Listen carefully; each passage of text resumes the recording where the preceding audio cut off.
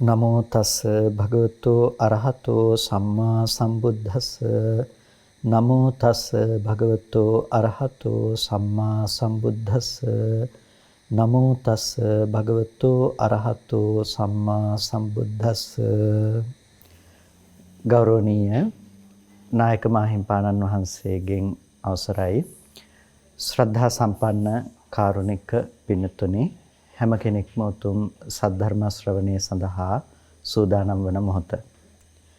සම්මා දිට්ඨි සූත්‍රය ආශ්‍රය කරගෙන ඒ දහම් පරයයන් ඔස්සේ අපි දිගින් දිගටම මේ ධර්ම දේශනාව දේශනා මාලාවක් විදිහට සිදු කරගෙන එනු ලබන්නේ.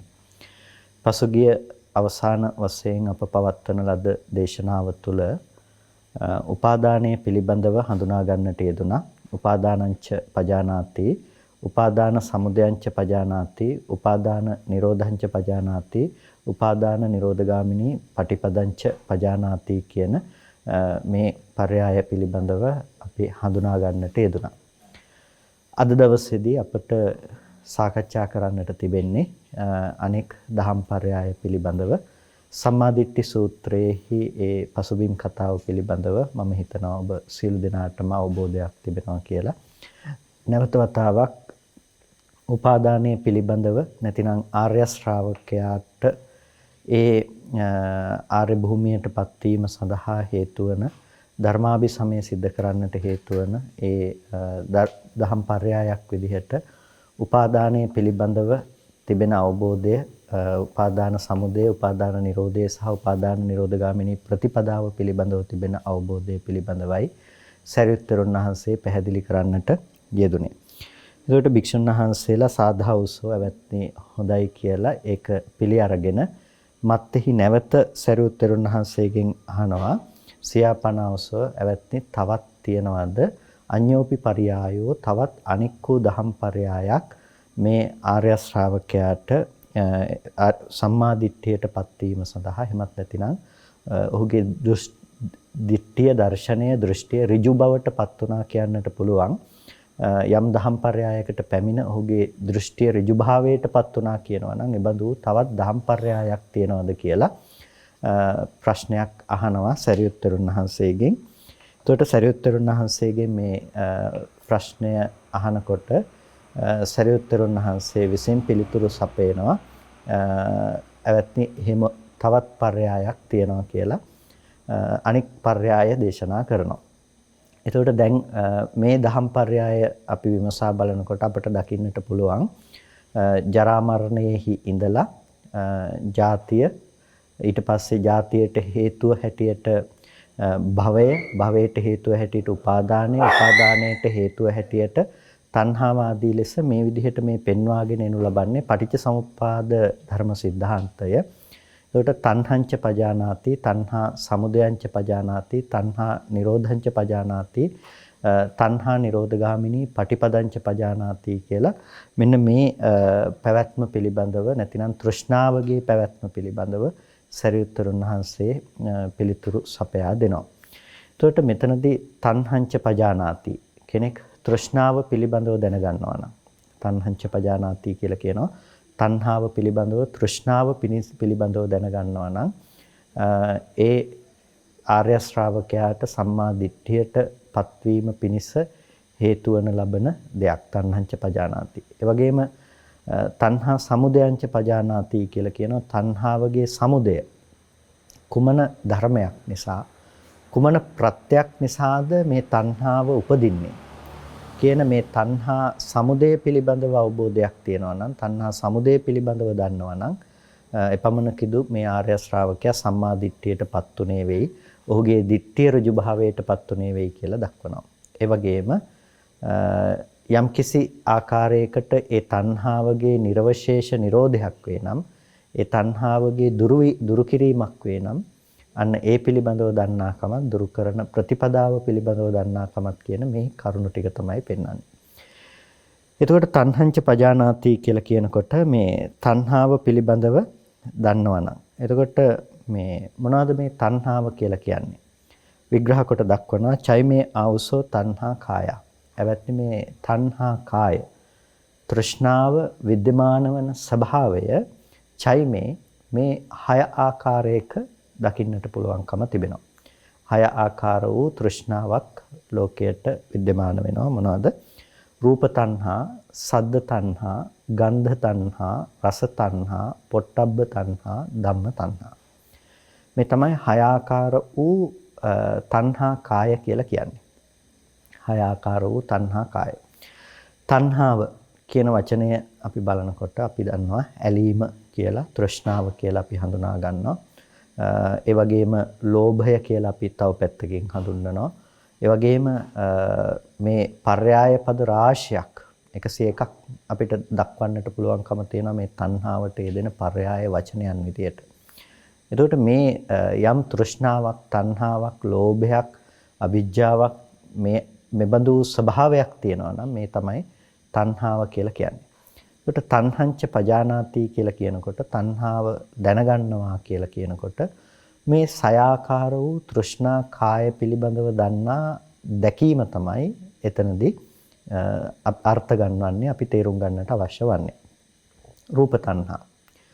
රූපේ පිළිබඳව පවත්නා යම් කිසි කෙනෙකුගේ තණ්හාවක් තියෙනවා නම් ඒ රූපේ පිළිබඳව පවත්නා ආසාවට, කැමැත්තට තමයි රූප තණ්හාව කියලා කියන්නේ. එතකොට රූපය කියලා කියන්නේ මේ ඇහැට දකින්නට කැමැති රූපය. ඔබට යම් කිසි විදිහකින් යම් රූපයක් ඇහෙන් දකිනකොට සුවක් සොම්නසක් දැනෙනවා නම්, ඔබට යම් රූපයක් දකිනකොට ආසාවක් ඇති වෙනවා නම්, සතුටක් දැනෙනවා නම්, අන්නේ ආසාවක් ඇතිවන, සතුටක් දැනෙන ඒ රූපේ තමයි මේ කියන්නේ රූප තණ්හා කියලා. ඒ රූපය අසුරු කරන අවස්ථාව තමයි කියන්නේ රූප තණ්හාව කියලා. රූපේට තියෙන කැමැත්ත. එතකොට ලෝකයේ තුල ඉන්න බොහෝ දෙනෙකුට කාමාවචර මට්ටමේ ජීවත් වෙන සෑම සත්වයකටම පාහේ රූපය පිළිබඳව තියෙන කැමැත්ත අප්‍රහීනයි. ඒ නිසා ඇහැට දකින්නට ප්‍රියමනාප වන රූප වුන්ට තිබෙනවා. එතකොට මේ තණ්හාව මේ ආකාරයෙන් අපට ඇහැට රූපයක් දකිනකොට දකින රූපේ පිළිබඳව තණ්හාව පවතිනවා කියලා කියනකොට මේක හඳුන්වන තව වචනයක් තමයි කාම තණ්හා කියලා කියන වචනේ. කාම තණ්හා. එතකොට කාමය, කැමැත්ත පිළිබඳව තියෙන ඇලීමක් ඒක. එතකොට මේ කාම තණ්හාව කියලා කියන්නේ මෙතන තිබෙන බැඳීම, මෙතන තියෙන ඇලීම කියන මේ දේ අපි හඳුනා ගන්නට ඕනේ. එතකොට කාම තණ්හා කියන වචනේ බොහොම රළු වුණත් අපි ආදරය, ස්නේහය මොන වචනේ පාවිච්චි කළත් මෙතන තියෙන්නේ පොදුවේ ගත්තාම කාම තණ්හාව. එතකොට දැන් මවක් තමන්ගේ දරුවා පිළිබඳව තිබෙන දාරක ස්නේහය. දරුවා පිළිබඳව ඔබේ හිතේ තියෙන කැමැත්තක්. ඒ දරුවා පිළිබඳව ඔබේ සිතෙහි තියෙන කැමැත්ත ගත්තත් ඒකත් කාම තණ්හා තමයි. එතකොට යම් කිසි විදිහකින් ඔබ ඇහැට දකින්නට ප්‍රියමනාප වන යම් කිසි රූපයක් පිළිබඳව ඔබේ හිතේ තියෙන ඇලීම, ඒ පිළිබඳව තියෙන කැමැත්ත, ඒක කාම තණ්හාව තමයි. එතකොට මේ රූප දකින්නට ඇති කැමැත්ත කොටින්ම ගත්තාම යම් රූපයක් දකිනකොට ඔබේ හිතේ ඇති වෙනවා නම් ඇලීමක්, ඔබේ හිතේ ඇති වෙනවා නම් බැඳීමක්, ඔබේ හිතේ ඇති වෙනවා නම් ඒ පුන පුනා දැකීම පිණිස කැමැත්තක්. අන්න ඒක හඳුන්වනවා කාම තණ්හා කියලා. කාම තණ්හාව. එතකොට මේ කාම තණ්හාව කියලා කියන්නේ හුදු යම් කිසි විදිහකින් ලිංගිකත්වයේ පිළිබඳව ඇතිවන කැමැත්ත කියන එකම නෙමෙයි, සිතෙහි යම් රූපයක් දැකීම පිණිස පුන පුනා ඒ නැවත බැලීම පිණිස ඇතිවන තණ්හාවම හඳුන්වන ලබන තවත් පర్యాయ වචනයක් තමයි කාම තණ්හා කියලා කියන්නේ. එතකොට රූපේ පිළිබඳව ඇතිවෙන තණ්හාව තියෙනවා කාම තණ්හාවක් විදිහට. ඒ වගේම රූපේ පිළිබඳව තවත් තණ්හාවක් තියෙනවා. ඒ තමයි භව තණ්හා කියලා කියනවා. භව තණ්හා. එතකොට භව තණ්හා කියලා කියනකොට අර කාම තණ්හාව ඇති වුණ රූපයම කෙනෙකුට ඇති වෙනවා නම් සාස්වතයි. ඒ රූපය පවතිනවා. ඒ රූපය ලෝකෙ තුල විද්‍යමානයි. ඒක තියෙනව නොවෙනස්ව. ඒ බඳු හැඟීමක් ඒ රූපේ පිළිබඳව තිබෙනවා නම් ඒක විග්‍රහ කොට දක්වනවා. අන්න ඒකට කියනවා භව තණ්හාවයි කියලා. ඒක ලෝකයේ තුල යම් කිසි කෙනෙකුට ලෝකයේ රූපේ පිළිබඳව ආස්වාදය කරමින් ඒ කියන්නේ ඒක සස්සතයි කියන හැඟීමක් තියෙනවා නම් ඒකට කියනවා භව තණ්හාව. එතකොට රූපය පිළිබඳව කෙනෙකුට කාම තණ්හාවක් ඇති වුණා. රූපය පිළිබඳව කෙනෙකුට එහි පැවැත්මක් තියනවා කියලා ඇති වෙන සාස්වත ගතිකත්වයක ඇති වෙන දැක්මක් තියෙනවා. ඒකට කියනවා භව තණ්හාව කියලා. එතකොට ඒ සස්සතන්ති ඒ පිළිබඳව විග්‍රහ කොට දක්වනවා. සස්සතන්ති කියලා කියන්නේ සාස්වතයයි. එවං අස්සාදෙන්ති පවත්තමානා තණ්හා කියලා. එතකොට ඒ රූපය පිළිබඳව සාස්වතයයි ආස්වාදනය කරමින් පවත්නා වූ තෘෂ්ණාව හඳුන්වනු ලබනවා භව තණ්හාව කියලා. ඊට පස්සේ යම්කිසි කෙනෙකුට ඒක මේ විභවය පිනිස ඒ කියන්නේ උච්චිජ්ජති විනස්සති. ඒක මේ රූපය මෙතනින් පස්සේ සිඳිලා යනවා. මෙතනින් පස්සේ නැති වෙනවා. මේක නැති වෙනවා නම් හොඳයි. එතකොට මෙතනින් පස්සේ මේ රූපේහි පැවැත්මක් නැහැ. මේක මේ පැවැත්ම මෙතනින් පස්සේ ඉවරයි. ඔක්කොම මෙතනින් කෙලවර වෙනවා. මේ ආකාර ලෙස රූපේ පිළිබඳවම කෙනෙකුට තියෙනවා නම් එබඳු කැමැත්තක් ඒකට කියනවා උච්ඡේද නිස්ෘත ආසාවක් කියලා. උච්ඡේද නිස්ෘත කැමැත්තක් කියලා. ඒකට එකක් තියෙන රූපේ ආරම්භයමයි. එතකොට රූපය ආරම්භය කෙනෙකුට තියෙනවා කැමැත්ත තණ්හාව තුන් ආකාරයකට තියෙනවා. කෙනෙක් ඒ රූපය පිළිබඳවම ඇලෙනවා. කෙනෙක් රූපය පිළිබඳවම ඇලෙනවා. රූපය පිළිබඳවම එයාගේ අදහස් සංඥා පවත්වනවා. ඒක තමයි රූපය පිළිබඳව තියෙන කාම තණ්හාව කියලා හැඳින්වෙන්නේ. ඒ වගේම මේ සස්සත දිට්ඨි සහගත රාග භාවේන සාස්වත දෘෂ්ටි සහගත ඇලීමෙන් යුක්තව යම්කිසි කෙනෙක් රූපය නිට්ටයයි කියලා ගන්නවා. රූපේ පවතිනවා කියලා ගන්නවා. රූපේ ශාස්වතයි කියලා ගන්නවා. එතකොට මෙන්න මේ විදිහට රූපේ පිළිබඳව නිට්ටයයි දුහයි ශාස්වතයි කියලා හංගිනකම කියලා කිව්වේ එයා හිතින් හිතන කමක් තියෙනවා නම් රූපේ ලෝකේ නොවෙනස්ව තියෙනවා. දැන් අපිට මේ ශාස්වත හැඟීම තියෙනවානේ. ඒ කියන්නේ අපි උපදින්න කලින් ලෝකේ තිබුණ ලෝකයේ තුල අපි ජීවත් වෙනවා. ලෝකේ තියෙනකොට අපි මරණයටපත් වෙනවා. මේ තමයි සාමාන්‍යයෙන් අපේ හිතේ ඇතිවන සාමාන්‍ය දැකීම. ඒකට රූපය පිළිබඳව කෙනෙකුට මෙන්න මේ විදිහට සාස්වත ගතිකත්වය අනුව දැකීමක් තියෙනවා. ඒකට මේකට කියනවා ඒක තණ්හාවෙම තව ස්වභාවයක් තමයි. ඒක භව තණ්හාව. ඒක විග්‍රහ කරන්නේ අර සාස්වත ගතිකත්වයත් එක්ක තියෙන නිසා රූපේ පැවැත්මත් එක්ක ගත්ත භව තණ්හා කියන වචනය තුල තමයි ඒක විග්‍රහ කොට දක්වන්නේ. ඒ වගේම විභවය පිළිබඳව, ඒ කියන්නේ විනාශය පිළිබඳව කෙනෙකුට ඇතිවන තණ්හාව. ඒ කියන්නේ සමහර වෙලාවට කෙනෙක් හිතාගෙන ඉන්නවා මේකේ කර්මානුරූපව හේතුව සහ ඵලය කියන දේ පිළිබඳව තැකීමක් නැහැ. ඒ පිළිබඳව අවබෝධයක් නැහැ. ඒ තැකීමක් සහ අවබෝධයක් නැතිකම නිසා ඒ කෙනා මේ රූපයම පුද්ගලයා රූපයම කෙනා කියලා හිතලා ඒ පිළිබඳවම කල්පනා කිරීම මත එයාට ඇතිවන දෙයක් තියෙනවා. ඒ තමයි මේ රූපේ නැති වෙනකොට අර පුද්ගල බව දුර වෙලා යනවා කියන එක. රූපය නැති වෙනකොට අර පුද්ගලයා නැති වෙලා යනවා. ඒක සිඳිලා යනවා. ඒක විනාශයටපත් වෙනවා. එතකොට මේ ඔක්කොම මෙතනින් පස්සේ ඉවරයි. ආය හොඳ නරක කර්මයන්ගේ පැවැත්මක් හෝ රැස්වීමක් හෝ සිදුවීමක් ඇත්තේ නැහැ. මේ ඔක්කොම මෙතනින් පස්සේ ඉවරයි. මේ විදිහට හිතන අයුරක් කල්පනා කරන බවක් ඇතැම් අයගේ චිත්තසංතාන තුළ තිබෙනවා. මේකට කියනවා විභවය පිළිබඳව තියෙන කැමැත්ත කියලා. ඒතකොට දැන් ඔබට තේරුම් ගන්නට පුළුවන් මෙතනදී අපි රූප තණ්හා කියලා රූපේ පිළිබඳව තියෙන කැමැත්ත වර්ගීකරණය කරනකොට අපිට ඒක තුන් ආකාරයකට හම්බ වෙනවා. කොටින්ම කියනවා නම් රූපය පිළිබඳව මොන අයුරකින් අපි කල්පනා කළත් ඒ රූපය පිළිබඳව ඔය සීමාව ඇතුලේ කල්පනා කරන හැම දෙයක්ම තෘෂ්ණාව නැමැති රාමුවට තෘෂ්ණාව නැමැති භාජනය ඇතුළට අපිට දාන්නට පුළුවන්කම තියෙන දේවල්. ඒක තමයි කාම තණ්හා, භව තණ්හා, විභව තණ්හා කියන මේ තණ්හා තුනට මේ තණ්හාව ඇතුළත් කරලා වර්ගීකරණයට ලක් කරලා මේ බෙදලා දාන්නේ. ඊට පස්සේ චෛමේ තණ්හා කාය කියලානේ කිව්වේ. තණ්හා කායවල 6ක් තියෙනවා.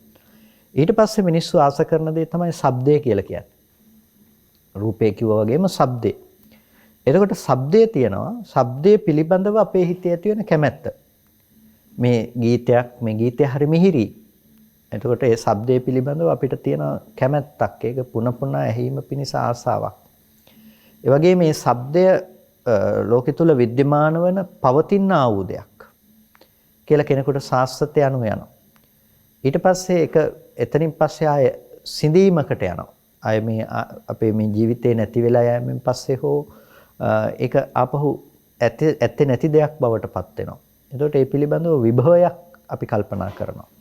ඒ ශබ්ද කියන දේ පිළිබඳව ආපහු ඇසීමක් අපිට ඇත්තේ නැහැ මේ ජීවිතේ මෙතනින් කෙලවර වුණාට පස්සේ.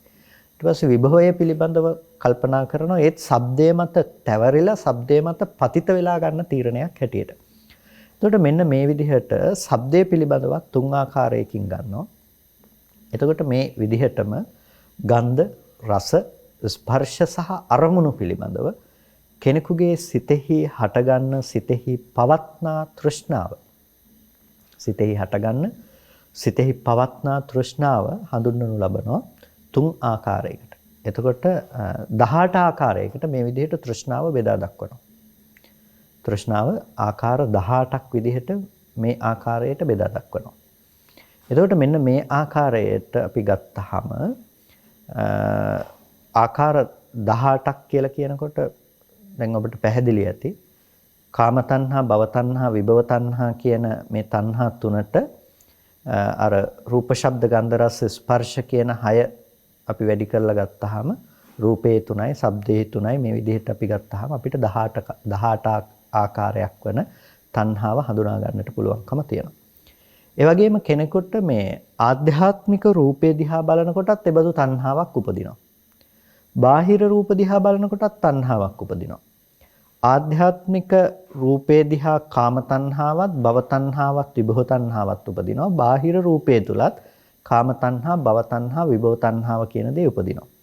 මෙන්න මේ විදිහට මේක ආධ්‍යාත්මික සහ බාහිර රූපේ විදිහට ගත්තහමත් අපිට මේ තණ්හාවේ පැවැත්ම රූපේ මත පතිත වෙනවා. එතකොට මෙන්න මේ ආකාරයට 36 ආකාරයකට අපිට දකින්න පුළුවන්කම තියෙනවා මේ තෘෂ්ණාවෙහි පැවැත්ම ආධ්‍යාත්මික සහ බාහිර ભેදය අනුව. ඊට පස්සේ මේක තවදුරටත් අපිට කතා කරන්නට පුළුවන්කම තියෙනවා. මේ 36 ආකාරයක වර්තමානයේ තුල හම්බෙන රූපේ වගේම අතීතයේ සහ අනාගතයට ණය පැමිණවීම විදිහට අතීත රූප ගැනත් අපි කල්පනා කරනවා, අනාගත රූප ගැනත් අපි ප්‍රාර්ථනා කරනවා. මෙන්න මේ විදිහට මේ තණ්හාව අපේ සමස්ත ජීවිතයේ පුරාවටම විහිදී යන ආකාරය වර්ගීකృత කරලා අපි සටහනක් විදිහට දක්වන්නට පුළුවන්කම තියෙනවා. එතකොට ලෝකයේ තුල යම් දෙයක් පිළිබඳව අපිට කැමැත්තක් තියෙනවා නම් ඒ සෑම තැනක්ම සෑම දෙයක්ම මේ තුල අන්තර්ගතයි. කැමැත්තක් කියලා යමක් තියෙනවා නම් අතීතේ පිළිබඳව හිත ඉන්න කෙනෙකුගේ මනස හෝ වේවා, අනාගතයේ පිළිබඳව කල්පනා කර ඉන්න කෙනෙකුගේ මනස හෝ වේවා, වර්තමානයේ තුල පවත්නා දෙයක් පිළිබඳව කල්පනා කරන්නෙකුගේ මනස හෝ වේවා, ඒ සෑම තැනකම පවත්නා තණ්හාව මේ ස්පර්ශ ආයතන 6හි ආධ්‍යාත්මික සහ බාහිර ආදී ભેදයන්ගෙන් ඇතිවන තණ්හාවට ඇතුළත් ඒක කැමැති විදිහට ගන්නකම, ඒ වගේම ස්ථාවරත්වයට නිට්ටයව දුහව පවත්නා බවින් ගන්නාකමත්, ඒ වගේම විභවය අනුව ගන්නාකමත් කියන ආකාරයන්ගෙන් මේක පැතිරී පවත්නා බව අපිට හඳුනා ගන්නට පුළුවන්කම තියෙනවා. මේ තමයි තණ්හාවේ තියෙන සාමාන්‍ය ස්වභාවය. තණ්හාවේ තියෙන ස්වභාවය. එතකොට මේ තණ්හාව කියන එක ප්‍රධාන කොටස් දෙකකට බෙදෙනවා. ඒ තමයි වට්ටමූලික තණ්හාව සහ සමුදාචාර තණ්හාව කියලා කියන්නේ.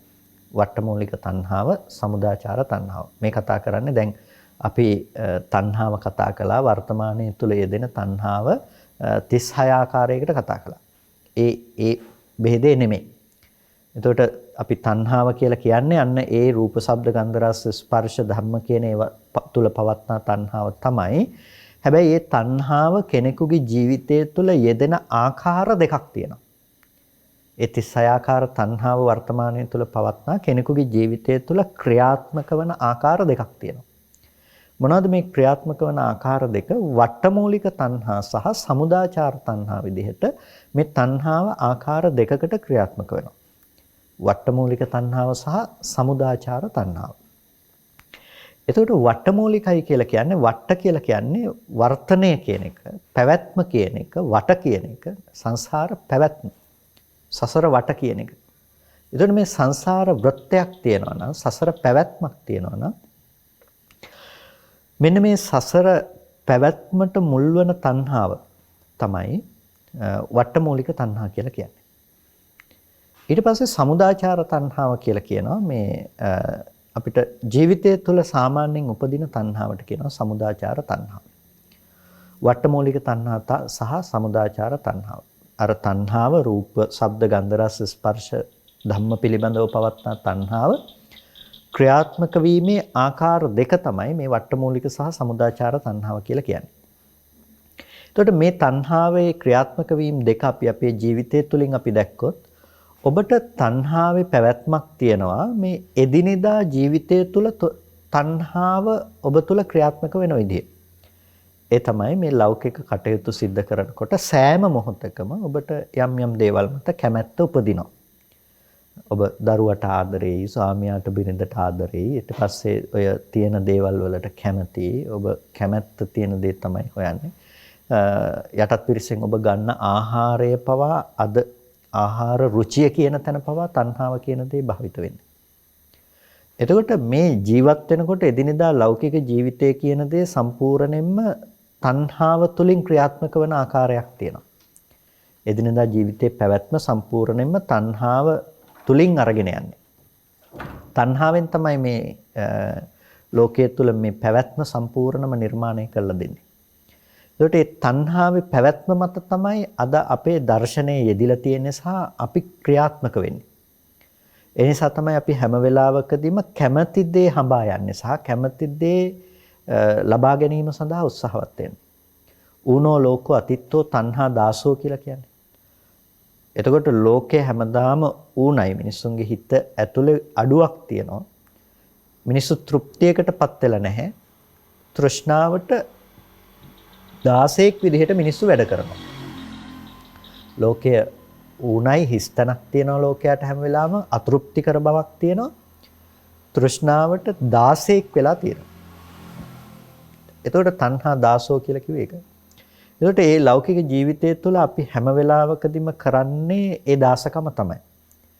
මොනවටද අපි මේ දාසකම කරන්නේ? අපි රූප බලලා ඇහැ පිනවනවා. හැබැයි ඒක පිරීමකට යන්නේ නැහැ කොච්චර වුණත්. සතර මහා ගංගා වැටුණත් මොන ප්‍රමාණ වලින් ලෝකේ මහා ජල කඳවල් මුහුදට එකතු වුණත් සාගරයේ පිරීමක් නැහැ වගේ අපට දකින්නට පුළුවන් කමක් නැත්තේ නැහැ. මේ තෘෂ්ණාවේ පිරීමක් තියෙනවා. තෘෂ්ණාවේ පිරීමක් තියෙනවා කියන එක දකින්නට පුළුවන් කමක් නැත්තේ නෑ. අතෘප්ති කරයි. තවමදි. තව දෙයක් ඕනේ. තෘප්තියට පත්වන්නට නම් අපිට තව දෙයක් ඕනේ. ඒ දේ ලබා ගන්නකොට ඒක නෙමෙයි අපිට තව දෙයක් අවශ්‍යයි. අවශ්‍ය තවත් දෙයක් තියෙනවා. මෙන්න මේ ආකාරයන්ගෙන් අපිට මේ තණ්හාවට 16ක්ව හැමදාම හොයන දේවල් හැමදාම බලාපොරොත්තු වෙනවා. එක දෙයක් ලබාගත්ත මිනිස්සයා තව දෙයක් ලබා ගැනීම පිණිස කැමැත්තෙන් පසු වෙනවා. ඒක තණ්හාව හැමදාම ලෝකයේ අතෘප්තිකර මට්ටමක තමයි මිනිස්සුන්ව තියලා තියෙන්නේ. ඒක කාගේ චිත්තසංතානයකට පොදුයි. තණ්හාව මගින් ගෙනල්ලා දෙන ප්‍රශ්න පත්‍රයේ මිනිස්සු කවදාවත් ලියලා ඉවර කරන දෙයක් නෙමෙයි. මොකද එක ප්‍රශ්න ටිකට උත්තර ලියලා ඉවර වෙනකොටම තව ප්‍රශ්න ටිකක් ගෙනල්ලා දීලා තියෙනවා. නිසා තණ්හාවේ ස්වභාවය තමයි හැමදාම අපි මේ දේවල් වලට දාසකම් පවත්වනවා. ඒ නිසා ඔබ කැමති රූප රැක ගන්න, ඔබ කැමති රූප ඔබට ලබා ගන්න, ඔබ කැමති ශබ්දයේ විදිහට පවත්වාගෙන ඒ දේවල් ලබා ගන්න, ගන්ධ, රස, ස්පර්ශ සහ ඔබ කැමති විදිහට ඔබේ මනස පවත්වා ගැනීම සඳහා නිරන්තර වෑයමක, නිරන්තර උත්සාහයක ඔබ නියැලෙනවා. කොටින්ම කියනවා නම් ඔබ ලෞකික ජීවිතේ ජීවත් කරවනවා කියන බව තියෙන්නේ මාද තණ්හාව නිසා.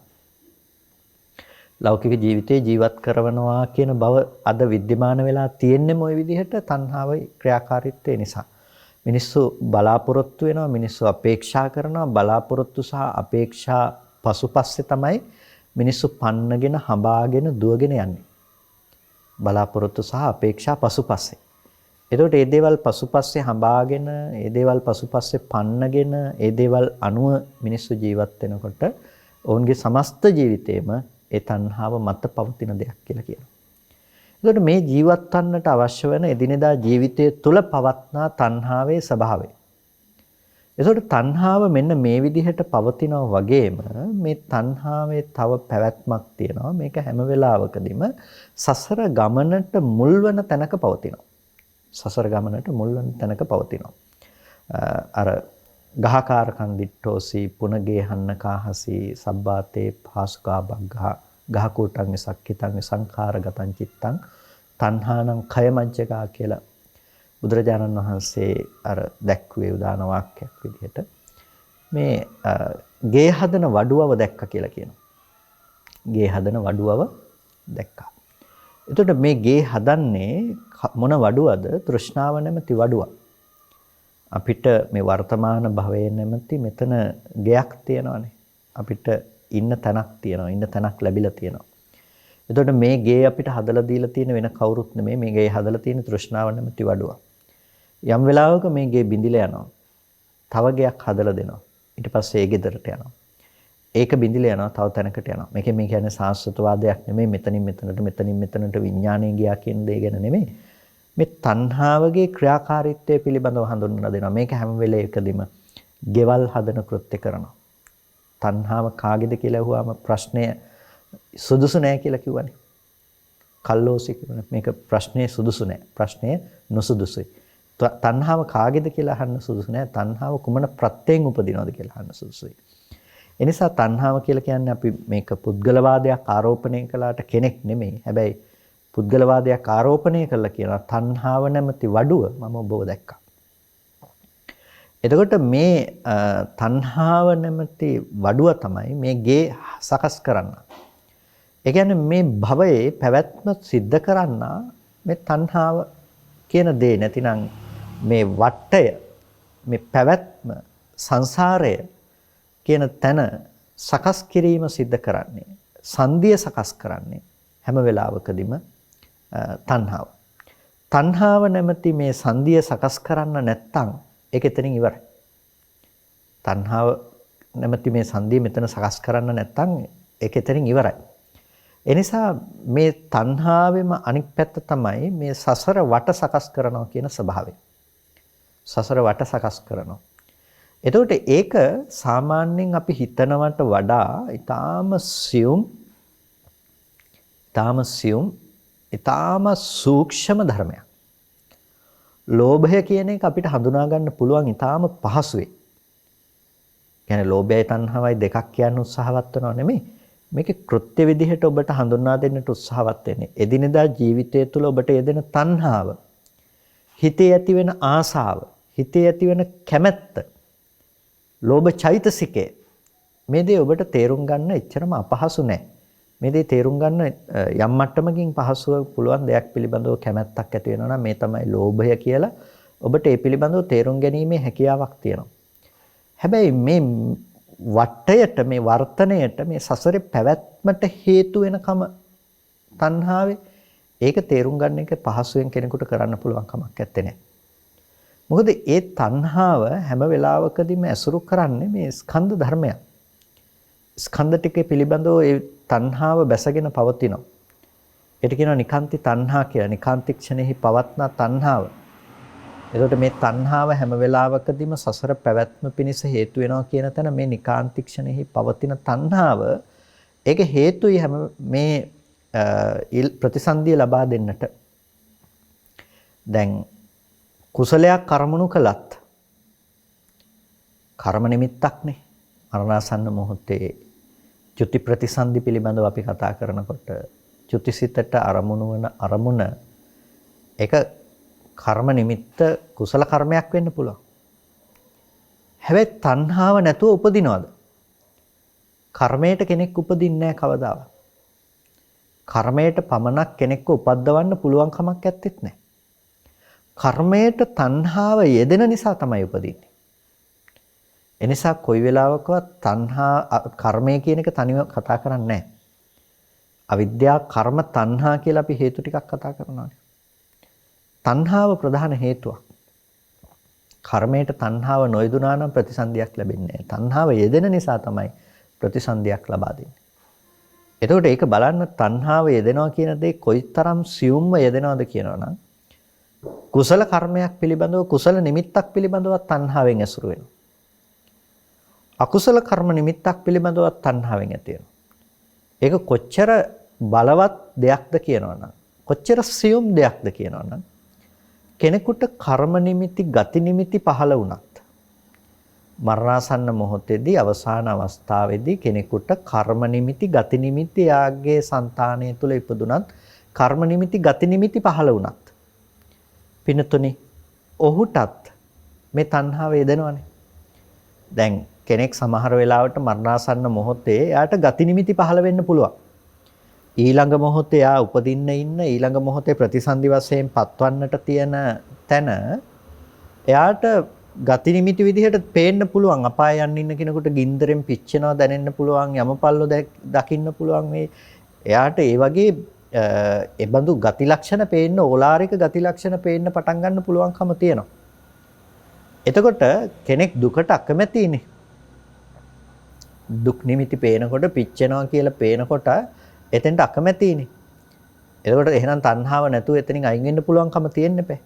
හැබැයි එහෙම වෙන්නේ නැහැ. අර ගති නිමිති ඉදිරිපත් වුණත් ඒ තැනකට ප්‍රතිසන්දි වශයෙන් යන්න තණ්හාව වැඩ කටයුතු සිද්ධ කරනවානේ. ඒකට හිතන්න තණ්හාවේ තියෙන සියුම් බව කොච්චරද කියලා. ඒ තණ්හාව යෙදෙන්නේ හැම වෙලාවකදීම ස්කන්ධ ටිකක් එක්ක. ඒ කියන්නේ කර්මයක් තියෙනවා, කෙලෙසයක් තියෙනවා. තණ්හාව කියන එක හැම වෙලාවකදීම මේ කෙලෙස් කෘත්‍ය සිද්ධ කරනවා. තණ්හාව කියන එක කෙලෙස් කෘත්‍යයක් සිද්ධ කරනවා. එතකොට යම් පුඤ්ඤාභි අපුඤ්ඤාභි ආනජ්ජාභි කියන යම් කිසි කර්මයක් තියෙනවා නම් මේ කර්මයට තණ්හාවගේ කිලේශ කෘත්‍යයක් සිද්ධ වෙන නිසා තමයි ප්‍රතිසන්දි වශයෙන් යන්නේ. ඒකයි දැන් කුසලයන් පිළිබඳව හඳුන්වනකොට හඳුන්වන වචනයක් අසංකිලිට්ඨ සංකිලේශික ධර්ම කියලා. අසංකිලිට්ඨ සංකිලේශික ධර්ම. අසංකිලිට්ඨයි ඒක. කිලුටු නැහැ. කුසලයේ ඇතුලේ කිලුටු නැහැ. හැබැයි අර කෙලෙසෙන්න හිතයි. තණ්හාදී කෙලෙසයන්ගේ කෙලෙසෙන්න හිතයි ඒක. ඒ නිසා ඒක සංකිලේශිකයි කියලා කියනවා. ඒකට අර අවසාන මොහොතේදී අකුසලයකින් ලෝභයෙන් තණ්හාවෙන් කෙලසීමට ලක් වෙන නිසා තමයි කුසලයේ අරමුණු කළා ප්‍රතිසන්දි වශයෙන් යන්න පුළුවන්කම තියෙන්නේ. අකුසලය හඳුන්වනවා සංකිලිට්ඨ සංකිලේශිකයි කියලා. සංකිලිට්ඨ සංකිලේශිකයි කියනකොට අකුසලය ඒක කෙලස් ඒක කිලුටු සහිතයි. ඒ වගේම ඒක කෙලසීමට හිතයි. සංකිලිට්ඨ සංකිලේශිකයි අකුසලය කියන්නේ. එතකොට මේ අකුසලය ඕනම වෙලාවක අකුසල සිතක් පිළිබඳව අරමුණු කරලා ප්‍රතිසන්දි වශයෙන් යන්න පුළුවන්කම තියෙනවා. ආනෙජ්‍යයත් ඒ විදිහටම. එතකොට දැන් අපිට මේ දේවල් පිළිබඳව දකිනකොට තේරුම් ගන්න තියෙන දේ තමයි මේ කෙලස් කෘත්‍ය තණ්හාවෙන් සිදු කරනු ලබන කෙලස් කෘත්‍ය මොනතරම් සියුම් කෙනෙකුගේ මනස තුළ ඇතිවන මොනතරම් සියුම්ව වැඩ කරන දෙයක්ද කියලා. එතකොට ඒ කෙලස් කෘත්‍ය සිද්ධ වෙන්නේ හැම වෙලාවකදීම අර ස්කන්ධ ටිකට කෙරෙන තණ්හාවක් විදිහට. ස්කන්ධයන්ට කෙරෙන තණ්හාවක් විදිහට. ඒ නිසා තමයි මේ බඳු ස්කන්ධ ටිකක් යම් තැනක උපදවන්නේ. ස්කන්ධ ටික මත පෙනෙන කෙනෙකු දුකට අකමැති වෙන්න පුළුවන්. පිච්චෙනවා කියන දුකට අකමැති වෙන්න පුළුවන්. පේන ගින්දරට අකමැති වෙන්න පුළුවන්. හැබැයි ඒක विद्यमान කරලා ඒක යාට පෙන්නලා තියෙන ස්කන්ධ ටිකට ආසයිනේ. ලොකුම ප්‍රශ්නේ තියෙන්නේ ඔබ දරුවට ආදරේ කියන තැන නෙමෙයි. ලොකුම ප්‍රශ්නේ තියෙන්නේ ඔබ ගෙවල් දොරවල් යාන වාහන වලට කැමතියි කියන තැන නෙමෙයි. ජීවත් වෙන්න ඔබ ආසාව ඇති කරගන්නවා කියන තැන නෙමෙයි. ඒක යටපත් කරන එක ලේසි. ඒක කරන්න පුළුවන්. සාපේක්ෂව ඔබට හිතෙන්න පුළුවන් ඒක අමාරුයි කියලා. හැබැයි ඒක යට කරන්න පුළුවන්. ඒක මොන විදිහෙන් හරි කරන්න පුළුවන්. හැබැයි ස්කන්ධ ටිකකට තියෙන තණ්හාව නැති කරනවා කියන එක ඒක කෙනෙකුට ලේසියෙන් කරන්න පුළුවන් කමක් නැත්තේ නෑ. මොකද ඒක පේන්නේ නෑ. ඒක නොපෙනෙන මට්ටමක තියෙන එක ඊටාම සියුම්. ඒක නැති කරනවා කියන එක ලේසි නෑ. සමත භාවනාවක් වැඩිම තුළ ඔබට පුළුවන්කම තියෙනවා තණ්හාව යට කරන්නට. එතකොට ඒ තණ්හාව යට කරාට පස්සේ අපිට ඒකේ වර්ධනය එතන පේන්නේ නැහැ. හැබැයි ඒකේ අනුසය, ඒකේ අර සියුම්ම තියෙන දේ ඒක නැති වෙන්නේ නැහැ. යථාපි මූලේ අනුපද්දවේ දල්හේ චින්නෝපි රුක්ඛෝ පුනරේව රූහති එවං තණ්හානුසේ 97 නිබ්බත්තති දුක්ඛමිදප් පුනප්පුන. බුදුරජාණන් වහන්සේ දේශනා කරනවා යථාපි මූලේ අනුපද්දවේ දල්හේ යම් කිසි විදිහකින් මුල අනුපද්‍රිතව දැඩිව තියනවා නම් යථාපි මූලේ අනුපද්දවේ දල්හේ චින්නෝපි රුක්ඛෝ පුනරේව රූහති චින්නෝපි රුක්ඛෝ පුනරේව රූහති සිඳින ලද ගස නැවතද වැඩෙන්නක්. සිඳින ලද ගස නැවත වැඩෙනවා. ඇයි? නැවත දලු දාන ගහක් සිඳයි කියලා ඒක නතර වෙන්නේ නැහැ. ඒ ගහ නැවත දලු දානවා. පුනරේව රූහති. එවං තණ්හා අනුස්සේ 97. මේ තණ්හාව කියන එක අනුසහගත මට්ටමින් සැවැන්න මුලක් තරම් හරි ඉතුරු වෙලා තියෙනවනේ.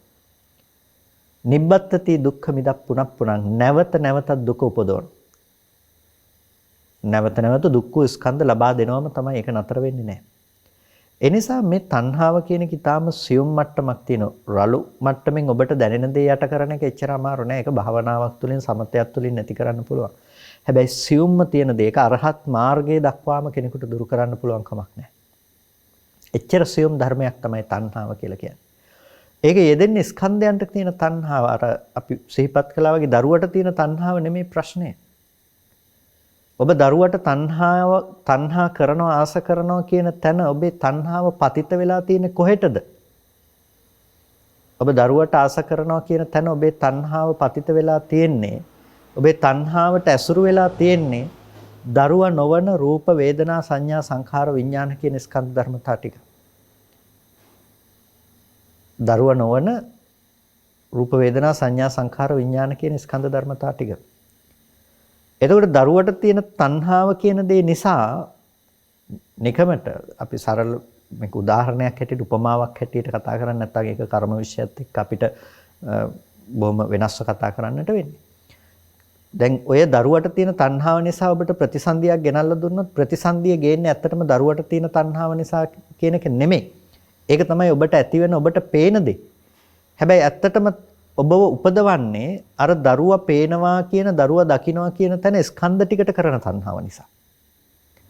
ඒක තමයි හේතු වෙන්නේ තව ඒ බඳු මට්ටමේ ස්කන්ධ ටිකක් හදන්න. එතකොට ඒ දරුවා දකින්න මට්ටමේ ස්කන්ධ ටිකක් හදන්න පුළුවන්. එතන යෙදෙන හේතු ටික අකුසල් නම් ඔබපත් වෙන්නේ දුගතියකට. එතන යෙදෙන හේතු ටික කුසල් නම් ඔබපත් වන්නේ හොඳ තැනකට. කුසලෝත්පත්තියක් ලබා දෙන්න පුළුවන් සුගති සංඛ්‍යාත භූමියක. එතකොට කොතන ගියත් මේක සිද්ධ වෙන මූල ධර්මය එකයි. අපායට ගියත් දිව්‍ය ලෝකෙට ගියත් කොහෙට ගියත් මූල ධර්මය එකයි. මොකද්ද? ස්කන්ධ ටිකට තණ්හා කරපු නිසා තමයි ඒ බඳු ස්කන්ධ ටිකක් විඳින්න පුළුවන් තැනකට ප්‍රතිසන්දි වශයෙන් අරගෙන ගියේ. එතකොට මේකේ තියෙනවනේ සියුම් සහ ඕලාරික බව. කුසලය කියන දේ අකුසලයට සාපේක්ෂව කුසලයේ සියුම්. අකුසලයේ ඕලාරිකයි. ඕලාරිකයි කියන්නේ රළුයි. එතකොට කුසලයේ පිළිබඳව තියෙන වේදනාව, සංඥාව, සංස්කාරය, විඥානය කියන මේ ධර්මයන් ඊටාම සියුම් අකුසලයට වඩා. අකුසල වේදනාවට වඩා කුසල වේදනාව සියුම්, අකුසල වේදනාව ඕලාරිකයි. අකුසල සංඥාවට වඩා කුසල සංඥාව සියුම්, අකුසල සංඥාව ඕලාරිකයි. මේ විදිහට මේ ධර්මයන්ගේ රළු සියුම් බවක් තියෙනවානේ. ඒ නිසා කුසල නිස්ෘත හේතු යෙදුන තැනක ලබා දෙන උත්පත්තිය බොහොම සියුම්, අකුසල නිස්ෘත තැනක බොහොම රළුයි. එතකොට මෙන්න මේ විදිහට අපි කතා කළොත් එහෙම අපිට දකින්න පුළුවන් තණ්හාවේ ක්‍රියාකාරීත්වය. නිසා ඔබ දකින්න දරුවා කියන තැන තියෙන තණ්හාව නෙමෙයි ප්‍රශ්නය. ඒක නෙමෙයි බලවත් බව. එතන යෙදෙන බලවත්ම දේ තමයි, එතන කරන වැරදි ප්‍රධානම දේ තමයි ස්කන්ධ ටිකට කරන තණ්හාව. දැන් මේක කෙනෙකුට ප්‍රකට නැහැ. ස්කන්ධ ටිකට කොහොමද අපි තණ්හා කරන්නේ කියන එක මේක කෙනෙකුට ප්‍රකට නැහැ. ස්කන්ධ ටිකට තණ්හාව ඇති වෙන හැටි. හැබැයි ස්කන්ධ ටිකට තණ්හාව ඇති වෙන විදිහ තමයි අපි ප්‍රකට කරගන්න ඕනේ තැනක්. අපිට ප්‍රකට තණ්හාව කියපු ගමන්ම ලෝකෙ පිළිබඳව තියෙන කැමැත්ත බැඳීම අපි බැඳීම නැති කරන්න කියලා යන්නේ අර ලෝකෙ පිළිබඳව තියෙන වස්තුන් වලට තියෙන වස්තු තණ්හාව කියන තැනින් තියෙන බැඳීම නැති කරලා දාන්න. ඒ වලට තියෙන කැමැත්ත නැති කරන්න. හැබැයි ඒක නැති කළා කියලා මේකට උත්තරයක් නෙමෙයි. අපිට ස්කන්ධ ටිකට තියෙන බැඳීම තියෙන නිසා මේ ජීවිතය ඔක යටපත් කරයි හැබැයි ඊළඟට අපහු උපදිනවා. ඒ නිසා නැති කරන්න ඕනේ ස්කන්ධයන්ට තියෙන තණ්හාව. ඒක අපිට ඔය මට්ටමින් නැති කරන්න පුළුවන් කමක් නැහැ. ඒකට තියෙන හේතුව හොයාගෙන හේතුව නැති කරන්න ඕනේ. ඒකට තියෙන හේතුව හොයාගෙන හේතුව නැති කළොත් තමයි ඒක නැති කරන්න පුළුවන්කම තියෙන්නේ. එනිසා තණ්හංච පජානාති කියලා කියනකොට තණ්හාව පිළිබඳව ඔබට අවබෝධයක් තියෙනවා කියලා කියනකොට ඔබ හොඳට ඔබ නැති කළ යුතු තණ්හාව පිළිබඳව දැනගන්නට ඕනේ. දැන් සතුරා පිළිබඳව නිශ්චිත ලෙස ඔබ දැන සිටීම තමයි සතුරා පරාජය කිරීමට ඔබට තියෙන හොඳම ආයුධය බවට පත්වන්නේ. සතුරාගේ ශක්තිය පිළිබඳව ඔබ සටන් වදින කෙනා කවුද කියන එක පිළිබඳව ඔබ දන්නේ නැත්නම්, ඔහු ක්‍රියාත්මක වෙන විදිහ ඔබ දන්නේ නැත්නම්, ඔහුගේ බලවත් බව ඔබ දන්නේ නැත්නම් මේ සටන දිනන එක ලේසි නෑ. ඒ නිසා තණ්හංච පජානාති කියලා කියන්නේ තණ්හාව පිළිබඳව ඔබ නුවණින් දැනගන්නවා. ඒක සාමාන්‍ය දැනීමක් නෙමෙයි. ඒක ප්‍රජානනයක්. ඒක ප්‍රජානනයක්. ඒක සාමාන්‍ය ඥානාති කියන දෙයට වඩා ඒක නුවණින් දැන ගැනීමක්. ඒකයි තණ්හංච පජානාති කියලා කියන්නේ තණ්හාව පිළිබඳව දැනගන්නවා කියලා. එතකොට මේ තණ්හාව පිළිබඳව ඔබ දැනගන්නකොට මේ තණ්හාවේ ක්‍රියාත්මක වීම රූප ශබ්ද ගන්ධ රස ස්පර්ශ ධම්ම කියන මේ දේවල් අරඹය තණ්හාවෙහි ක්‍රියාත්මක වීම එදිනෙදා ජීවිතය තුල සිද්ධ වන ආකාරයත් සසර පැවැත්ම සඳහා එය උපනිශ්‍රිත වන ආකාරය පිළිබඳවත් හේතු වන ආකාරය පිළිබඳවත් ඔබට පරිපූර්ණ දැනුමක් තිබිය යුතුයි. ඒ තමයි තණ්හංච පජානාති කියලා කියන්නේ. තණ්හාව ගැන දන්නවා කියලා කියන්නේ. තණ්හාව ගැන මනාකොටම දැනගත්තොත් ඉතුරු අංග ටික පැහැදිලි කරන්න අවශ්‍ය වෙන්නේ නැහැ. ඔබ දන්නවා. ඒක තමයි එහි තිබෙන විශේෂත්වය. ඒකට තණ්හාව පිළිබඳව දැනගන්නකොට දැන් අපි තණ්හාව ගැන කතා කළා. අපේ දිනදා පැවැත්ම තුල තණ්හාව යෙදෙන්නේ කොහොමද? ඒ වගේම ප්‍රතිසන්දිය පිළිබඳව එතන යෙදෙනකොට උත්පත්තියක් ගෙනල්ලා දෙනවා, තව තැනකට යනවා කියනකොට ස්කන්ධයන්ට තණ්හාව යෙදෙන්නේ කොහොමද කියන තැන. සෑම මොහොතකම ස්කන්ධයන් පිළිබඳව තණ්හාවෙන් ඇසුරු කරනවම තමයි. සෑම තැනකම ස්කන්ධයන් පිළිබඳව අපි තණ්හාවෙන් ඇසුරු කරනවම තමයි. එතකොට අපි කොච්චර අකමැති කියලා කිව්වත් දේවල් වලට මම කැමති නෑ රූපේ මේ අහවල් පුද්ගලයාට මම කැමති නෑ කියලා කිව්වත් ඔබ තණ්හා කරනවා. ඔබ තණ්හා කරනවා. තණ්හා කරන්නේ ඒ හිතේ ද්වේෂය යෙදෙන හිතක තණ්හා වේදනවා කියන තැනින් නෙමෙයි. ඒ ස්කන්ධ ටිකට ඔබ තණ්හා කරනවානේ. මොකද ඒ ස්කන්ධ ටිකනේ මම වෙලා තියෙන්නේ. පුද්ගලයා වෙලා තියෙන්නේ. ඒ පුද්ගලයාට ඔබ කැමතිනේ. මමත්වයට කැමතිනේ. මට ආදරේනේ. කවුරුත් මම කියන තැනට ආදරේ. මම කියන තැනට තණ්හා කරනවා. මම කියන තැනට ආස කරනවා. එතන තමයි තණ්හාවේ පැවැත්ම. එතකොට ඒක කවුරුත් කාටවත් නතර කරන්න පුළුවන් කමක් නැත්තේ නේ. ඒ තණ්හංච පජානාති කියලා කියනකොට ඔබ තේරුම් ගන්නට ඕන තැන තමයි සම්මතය තුළ ඔබට පෙනෙන දෙයට වඩා සියුම්ව ගියපු තණ්හාව කියන දේ. ඒ කියන්නේ රූප තණ්හා, සද්ද තණ්හා, ගන්ධ තණ්හා, රස තණ්හා, පොට්ටබ්බ තණ්හා, ධම්ම තණ්හා කියන ටික මතු පිටින් ක්‍රියාත්මක වෙන විදිහත් එහි අභ්‍යන්තරය තුලින් ක්‍රියාත්මක වෙන විදිහ පිළිබඳවත් ඔබ තේරුම් ගත යුතුයි. ඒ තමයි ඔබ තණ්හංච පජානාති කියලා කියන්නේ. තණ්හාව ගැන දන්නවා කියලා කියන්නේ. එතකින් තමයි තණ්හාවේ අවබෝධය, තණ්හාව පිළිබඳව අවබෝධ කරගත්තා කියලා කියන්නේ. ඊට පස්සේ අපිට දකින්න පුළුවන් තණ්හා සමුදයංච පජානාති කියන එක. තණ්හා සමුදයංච පජානාති. තණ්හා සමුදය කියලා කියන්නේ තෘෂ්ණාව කොහොමද හටගත්තේ කියන එක. තෘෂ්ණාව කොහොමද හටගත්තේ? එතකොට වේදනා සමුදය තණ්හා සමුදයෝ. එතකොට වේදනා සමුදයෙන් තමයි හැම වෙලාවකදීම මේ තණ්හාව හටගත්තේ. වේදනා සමුදය තණ්හා සමුදයෝ කියේ නිසා. වේදනාව නිසා තණ්හාව උපදිනවා. වේදනාව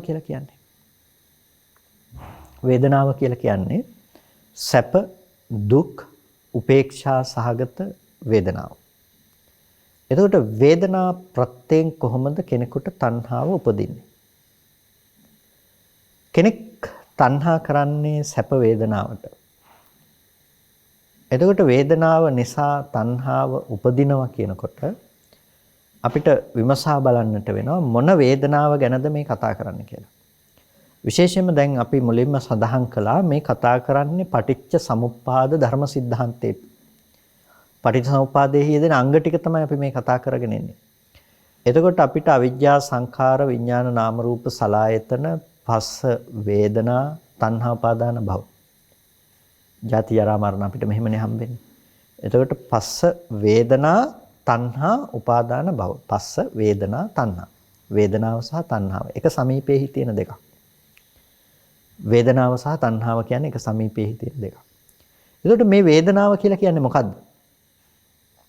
මේ වේදනාව කියලා කියන්නේ පින්නතුනේ විඳීම තමයි සමස්තයක් විදිහට පොදුවේ කිව්වොත් වේදනාව කියලා කියන්නේ විඳින බවනේ. වින්දනය. කෙනෙකු විඳින බව, විඳින ලක්ෂණය. ඒකට අපි කියනවා විඳීම කියලා. වේදනාව කියලා. එතකොට මේ වේදනා කියන විඳීම් සැප වශයෙන් විඳිනවා, දුක් වශයෙන් විඳිනවා, උපේක්ෂා වශයෙන් විඳිනවා කියලා මේ විඳීම් නිස්ෘත ස්වභාවය වේදනාව.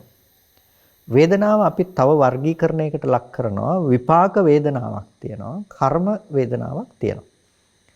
විපාක වේදනාව කියලා කියන්නේ විපාක සන්තතිය තුල උපදිනා විපාක සිත්වල උපදනා වේදනාවට විඳීමට චෛතසිකයකට අපි කියනවා විපාක වේදනාව කියලා. විපාක සිතක උපදින වේදනාවකට. එතකොට මේ පිළිබඳව දක්වනවා එත්තපන වේදනාති විපාක වේදනාදිප්පේතෝ කියලා. මෙතනදී විපාක වේදනාව තමයි අභිප්‍රේත වෙන්නේ. මෙතනදී විපාක වේදනාව තමයි වේදනාව කියලා දක්වන්නේ. එතකොට විපාක වේදනාව කියලා කියනකොට දැන් අපි උදාහරණයක් හැටියට මෙහෙම කියමුකෝ. ඇහැට රූපයක් ගැටෙනවා. චක්කු ප්‍රසාදයට රූපයක් ඇවිල්ලා ස්පර්ශ වෙනවා. එතකොට ඒ ස්පර්ශ වෙනකොට ඒ ඇහැ පිළිබඳව සිතක් උපදිනව නැහැ. එතකොට එතන ద్వාරය ආවර්ජනා කරලා එතන සිතක් උපදින. ඒකට අපි කියනවා චක්කු විඥාන සිත කියලා. එතකොට මේ චක්කු විඥාන සිත තනියම උපදුනාද? නෑ, මෙතන තියෙනවා තව චෛතසික ධර්මතා ටිකක්.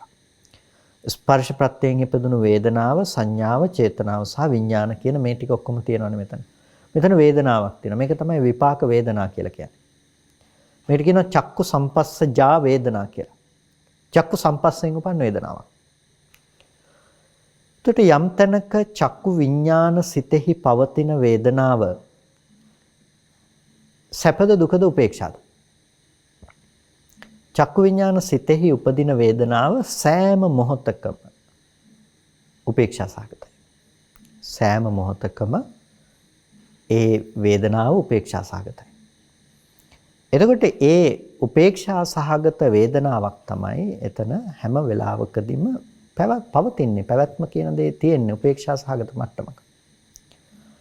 එතකොට උපේක්ෂා සහගත මට්ටමක ඒ වේදනාව පැවැත්වෙනකොට විපාක වේදනාව උපේක්ෂා සහගත මට්ටමක ඒ වෙලාවේදී පවතිනවා.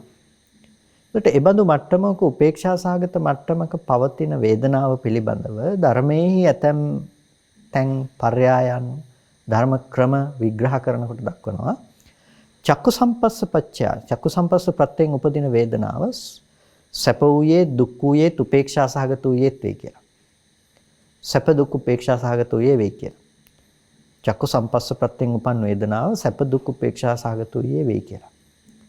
අන්නේ යම් කිසි වෙලාවක චක්කු සම්පස්සයෙන් උපන් වේදනාව සැප දුක් උපේක්ෂා සහගත වූයේ යෙදෙනවා නම් අන්න ඒ වේදනාවට තමයි කෙනෙක් තණ්හා කරන්නේ. ඒ සැප සහගත වේදනාවට තමයි කෙනෙක් තණ්හා කරන්නේ. එතකොට දැන් අපි ඉස්සෙල්ලා කියපු එකත් එක්ක ටිකක් මේක පරස්පරයි කියලා කෙනෙකුට හිතෙන්නට පුළුවන්. ඒ කියන්නේ දැන් චක්කු සම්පස්සයෙන් උපන් වේදනාව අපි කිව්වා උපේක්ෂා සහගතමයි. චක්කු විඥාන සිතෙහි යෙදෙන වේදනාව උපේක්ෂා සහගතමයි කියලා. එතකොට මේ වේදනාව උපේක්ෂා සහගතමයි කියලා කිව්වට දැන් කිව්වා චක්කු සම්පස්සයෙන් උපන් වේදනාව සැප වූයේත් වේ දුක් වූයේත් වේ උපේක්ෂා සහගත වූයේත් වේ කියලා. මේ කියන්නේ මොකද්ද? ඊට පස්සේ හටගන්නා වූ කියන්නේ දැන් චක්කු විඥාන වීතියක චක්කු විඥාන ඒ කියන්නේ චක්කුද්්වාරික වීතියක චක්කුද්්වාරයේ නිසා ඉපදුණු සිත් පරම්පරාවක උපදින සිත් තියෙනවානේ. එතකොට එතන විපාක සිත් තියෙනවා. ඒ පරම්පරාවෙම ගිහිල්ලා ඊට අනුරූපව කර්ම සිතුත් උපදිනවා. මේ ඔක්කොම එක පරයයකදී එක දහම් ක්‍රමයකදී එක ධර්ම න්‍යායකදී හඳුන්වනවා චක්කු සම්පස්ස ප්‍රත්‍යයෙන් ඉපදුණු ධර්ම විදියට. විපාකත් කර්මත් කියන මේ දෙකම හඳුන්වනවා. ඒක අපහු මේ මනෝද්වාරිකව ඉපදුණා කියලා වෙනම කියන්නේ නැතුව චක්කු සම්පස්සයෙන් නිසා තමයි ඉපදුනේ. ඇයි ඇහැට ඇවිල්ලා රූපයක් ස්පර්ශ වුණේ නැත්නම් එතන ඒ ස්පර්ශය දැනගන්න එතන සිතක් ඉපදුනේ නැත්නම් ඊට පස්සේ උපදින කර්ම මට්ටමේ සිත් උපදින්නෙත් නැහැ. එතකොට යම් විදියකින් ඒ බඳු කර්ම මට්ටමේ සිත් ඉපදුනා නම් ඒ කර්ම මට්ටමේ පවා සිත් ඉපදුනේ කුමන හේතුවක් නිසාද? කර්ම මට්ටමේ පවා සිත් උපදින්නේ අර චක්කු සම්පස්සේ නිසා. එතකොට ඒ නිසා ඒ දේවල් පිළිබඳව හඳුන්වනවා චක්කු සම්පස්ස ප්‍රත්‍යයෙන් උපන් දේවල් හැටියට. චක්කු සම්පස්ස ප්‍රත්‍යයෙන් උපදින චක්කු සම්පස්ස ප්‍රත්‍යයෙන් චක්කු සම්පස්සේ නිසා උපදින දේවල් හැටියට ඒ සියල්ලක්ම නම් කරනවා. ඒ නිසා තමයි චක්කු සම්පස්ස ප්‍රත්‍යයෙන් උපන් වේදනාව සැප වූයේ දුක් වූයේ උපේක්ෂා සහගත වූයේ වෙයි කියලා ඒ දක්වන්නේ. දැන් අපිට පැහැදිලි කරගන්නට අවශ්‍ය වෙන දේ තමයි වේදනා සමුදය තණ්හා සමුදයෝ කියන දේ. වේදනා සමුදය නිසා තමයි තණ්හාව සමුදය වෙන්නේ කියන එක. මෙතනදී විපාක වේදනාව තමයි දක්වන්නේ. වේදනාව කියනකොට පටිච්චසමුප්පාද වේදනා කියන අංගයෙන් දක්වන්නේ විපාක වේදනාව. විපාක වේදනාව මත තමයි තණ්හාව උපදින්නේ. එතකොට මෙතන විපාක වේදනාව මත තණ්හාවක් උපදින්නේ පින්නතුනේ නිකම්ම අහසින් කඩාපාත් වෙලා වගේ උපදින්නේ නැහැ. මෙතනදී විපාක වේදනාවක් මත තණ්හාව උපදින්නේ ඒ විපාක වේදනාව කර්ම සිතකින් ඇසුරු කරන්නට පුළුවන් මට්ටමක අනිකුත් කර්ම කෙලස් ටිකකින් ඇසුරු කරන්න පුළුවන් විදිහට හදන නිසා. එතකොට ඒකෙදී අවිද්‍යාවේ කෘත්‍යයක් තියෙනවා. එතනදී කර්මයේහි කෘත්‍යයක් තියෙනවා. ඒකත් එක්ක තමයි අපිට තණ්හාව කතා කරන්න වෙන්නේ. ඒ නිසා පටිච්චසමුප්පාද ධර්ම સિદ્ધාන්තයේ කතා කරනකොට අපි සාමාන්‍යයෙන් අංග 12 කතා කරගෙන ගියාට වේදනාපච්චය තණ්හා තණ්හාපච්චය උපාදානං කියලා ඔය වේදනාව සහ තණ්හාව ගැන විස්තර වෙන ඔය දෙක අතරට අපි විග්‍රහ කිරීමේදී එකතු කරගන්නට ඕනේ තව අංග කීපයක්. තමයි අවිද්‍යා සංඛාර කියන අංග දෙක. අවිද්‍යා සංඛාර කියන අංග දෙක අපි එතන එකතු කරගන්නට ඕනේ. එතකොට තමයි අපිට වර්තමාන ටික සම්පූර්ණ වෙන්නේ. අවිද්‍යාව මොකක් පිළිබඳව දන්නේ නැතිකමද? එයා දන්නේ නැහැ. වේදනාව පිළිබඳව දන්නේ නැහැ. වේදනං නප්පජානාති වේදනාව පිළිබඳව එයා දන්නේ නැහැ. වේදනා සමුදය දන්නේ නැහැ. වේදනා නිරෝධය දන්නේ නැහැ. වේදනා නිරෝධගාමිනී ප්‍රතිපදාව දන්නේ නැහැ. එනිසා එයා ස්පර්ශය නිසා හටගත්ත වේදනාව සහ වේදනාවෙහි පැවැත්ම පිළිබඳව දන්නේ නැති නිසා වේදනාව පිළිබඳව එයාගේ අවබෝධයක් නැති නිසා ඒ වේදනාව පිළිබඳව තිබෙන නොදන්නකම නිසා තමයි වේදනාව පැත්තෙන් එයා දකින්නේ තණ්හාවෙන් ඇසුරු කළ යුතු දෙයක් තියෙන හැටියට. කොටිම කියනවා නම් එයාට හම්බෙනවා මේ වේදනාව ඊට පස්සේ අර රූපාදී ධර්මයන් තුල පවත්නා දෙයක් හැටියට. එයාට හම්බෙනවා මේ වේදනාව අර ශබ්දයේ පැත්තේ තියෙන දෙයක් හැටියට, ගන්ධයේ රසයේ ස්පර්ශයේ ධර්මයන් පැත්තේ තියෙන දෙයක් හැටියට. එනිසා එයා වේදනාව කියන දේ අන්තිමේටම විඳින්නේ මනෝවිඤ්ඤාණ මට්ටමේ කර්මසිතක යෙදෙන වේදනාව. එයා ඒ වේදනාව හඳුනා ගන්නවා රූප, ශබ්ද, ගන්ධ, රස, ස්පර්ශ, ධම්ම කියන පැත්තේ තියෙන දෙයක් හැටියට. ඒ වේදනාව දන්නේ නැහැ. වේදනාවේ ඇතිවීම පිළිබඳව දන්නේ නැතිකම නිසා. වේදනාව සහ වේදනාවේ හට ගැනීම පිළිබඳව දන්නේ නැතිකම නිසා වේදනාව කියන එක දකිනවා. වේදනාව සම්පූර්ණම අර බාහිර පවත්නා දෙයක් හැටියට එයා කල්පනා කරනවා. ඒ නොදන්න අවිද්‍යාව නිසා. එතකොට කෙනෙක් වේදනාව නිසා තණ්හා කරනවා කියන තැනක එයාට වේදනාවට එයා තණ්හා කිරීම ඇති කරගෙන තියෙන්නේ එතන අවිද්‍යාව සහ කර්මයේහි උපස්තම්භක භාවයත් එක්ක. අවිද්‍යා කර්ම නැතුව තණ්හාව එතන උපදින්නේ නැහැ. අන්න ඒ න්‍යායට ගියාම තමයි පටිච්ච සමුප්පාද ධර්ම સિદ્ધාන්තය අපි ආකාර 20ක් විදිහට බෙදා දක්වන්නේ. ඒ කියන්නේ පටිසම්භිදා මග්ගයේදී ධම්මට්ඨිති ඥානය විග්‍රහ කරනකොට මේකේ ආකාර 20කට සංග්‍රහ කරනවා. අතීත හේතු පහයි මොනවද? අපි පටිච්චසමුප්පාදයේ අංග 12 කතා කරනකොට අවිජ්ජා සංඛාර කියලා අපි මුලින්ම කියවනේ තණ්හාව නැතුව උපදින්නේ නැහැ කියලා විඥානය. මෞකුසකට ප්‍රතිසන්දි වශයෙන් එන්නේ නැහැ කියලා. ඒ නිසා එතන අවිජ්ජා සංඛාර විතරක් නෙමෙයි තණ්හා උපාදාන භව කියන හේතු තුනක් කතා කරන්න ඕනේ. හැබැයි මේක පෙළක් විදිහට අපි සංග්‍රහ කරනකොට කතා කරන්නේ අවිජ්ජා සංඛාර විතරයි. සංක්ෂිප්ත කරලා. අවිජ්ජා පත්‍ය සංඛාරා කියනකොට එතන අවිජ්ජා සංඛාර විතරක් නෙමෙයි තණ්හා උපාදාන භව කියන තව හේතු තුනක් තියෙනවා. විඥානයක් මෞකුසකට ප්‍රතිසන්දි වශයෙන් බැස ගන්න හේතුව. එතකොට එතන අතීත හේතු පහයි. වර්තමාන විපාක පහක් තියෙනවා. මොනවාද? විපාක සම්තතිය ඇතුලේ අවස්ථා පහක් තියෙනවා. විඥාන නාම රූප සලආයතන පස්ස වේදනා. විඥාන නාම රූප සලආයතන පස්ස වේදනා. මේ තමයි වර්තමානයේ අපි ජීවත් වෙනවා කියන තැන. වර්තමානයේ අපි ජීවත් වෙනවා කියලා කියන තැන තියෙන්නේ විඥාන නාම රූප සලආයතන පස්ස වේදනා කියන මේ ටිකේ පැවැත්මනේ. විඥාණය ප්‍රතිසන්දි විඥාණය මේ නාම රූපය අසුරු කරගෙන පවතිනවා. නාම රූපය අසුරු කරගෙන පවත්නා නිසා ආයතන උපදිනවා. ආයතන උපදිනකොට ආයතනයන්ට ඇවිල්ලා බාහිර දේවල් ස්පර්ශ වෙනවා. එතකොට එතන ඒ හිතක් යෙදෙනකොට ඒ ద్వාරය අසුරු කරගෙන හිත පහළ වෙනකොට ඒ වස්තුව කරගෙන ඒ හිතේ යෙදෙනවා පස්සේ නැමැති චෛතසිකයක්. ඒ ස්පර්ශය නිසා එතන ඒ හිතේ උපදින වේදනාවක්. මේ තමයි ජීවිතේ අපි ආයතන පරිහරණය කරනවා ආයතන උපදිනවා කියන තැන. එතනින් එහාට සිද්ධ වෙන්නේ ඔක්කොම යම් යම් සංස්කරණ ක්‍රියාවලිය. ඒකට ඒ පිළිබඳව දන්නේ නැතිකම තමයි අවිද්‍යාව කියලා කියන්නේ. ඒකට ඔන්න වර්තමාන හේතු ටික පටන් ගන්නවා. වර්තමාන ජීවිතය කියන තැන, වර්තමාන භවය කියන තැන, වර්තමානයේ අපි ඇත්තටම ඉන්නවා කියන තැන, ආයතන ක්‍රියාත්මක වෙනවා කියන තැන නොදන්නාකම වර්තමානයේ අවිද්‍යාව.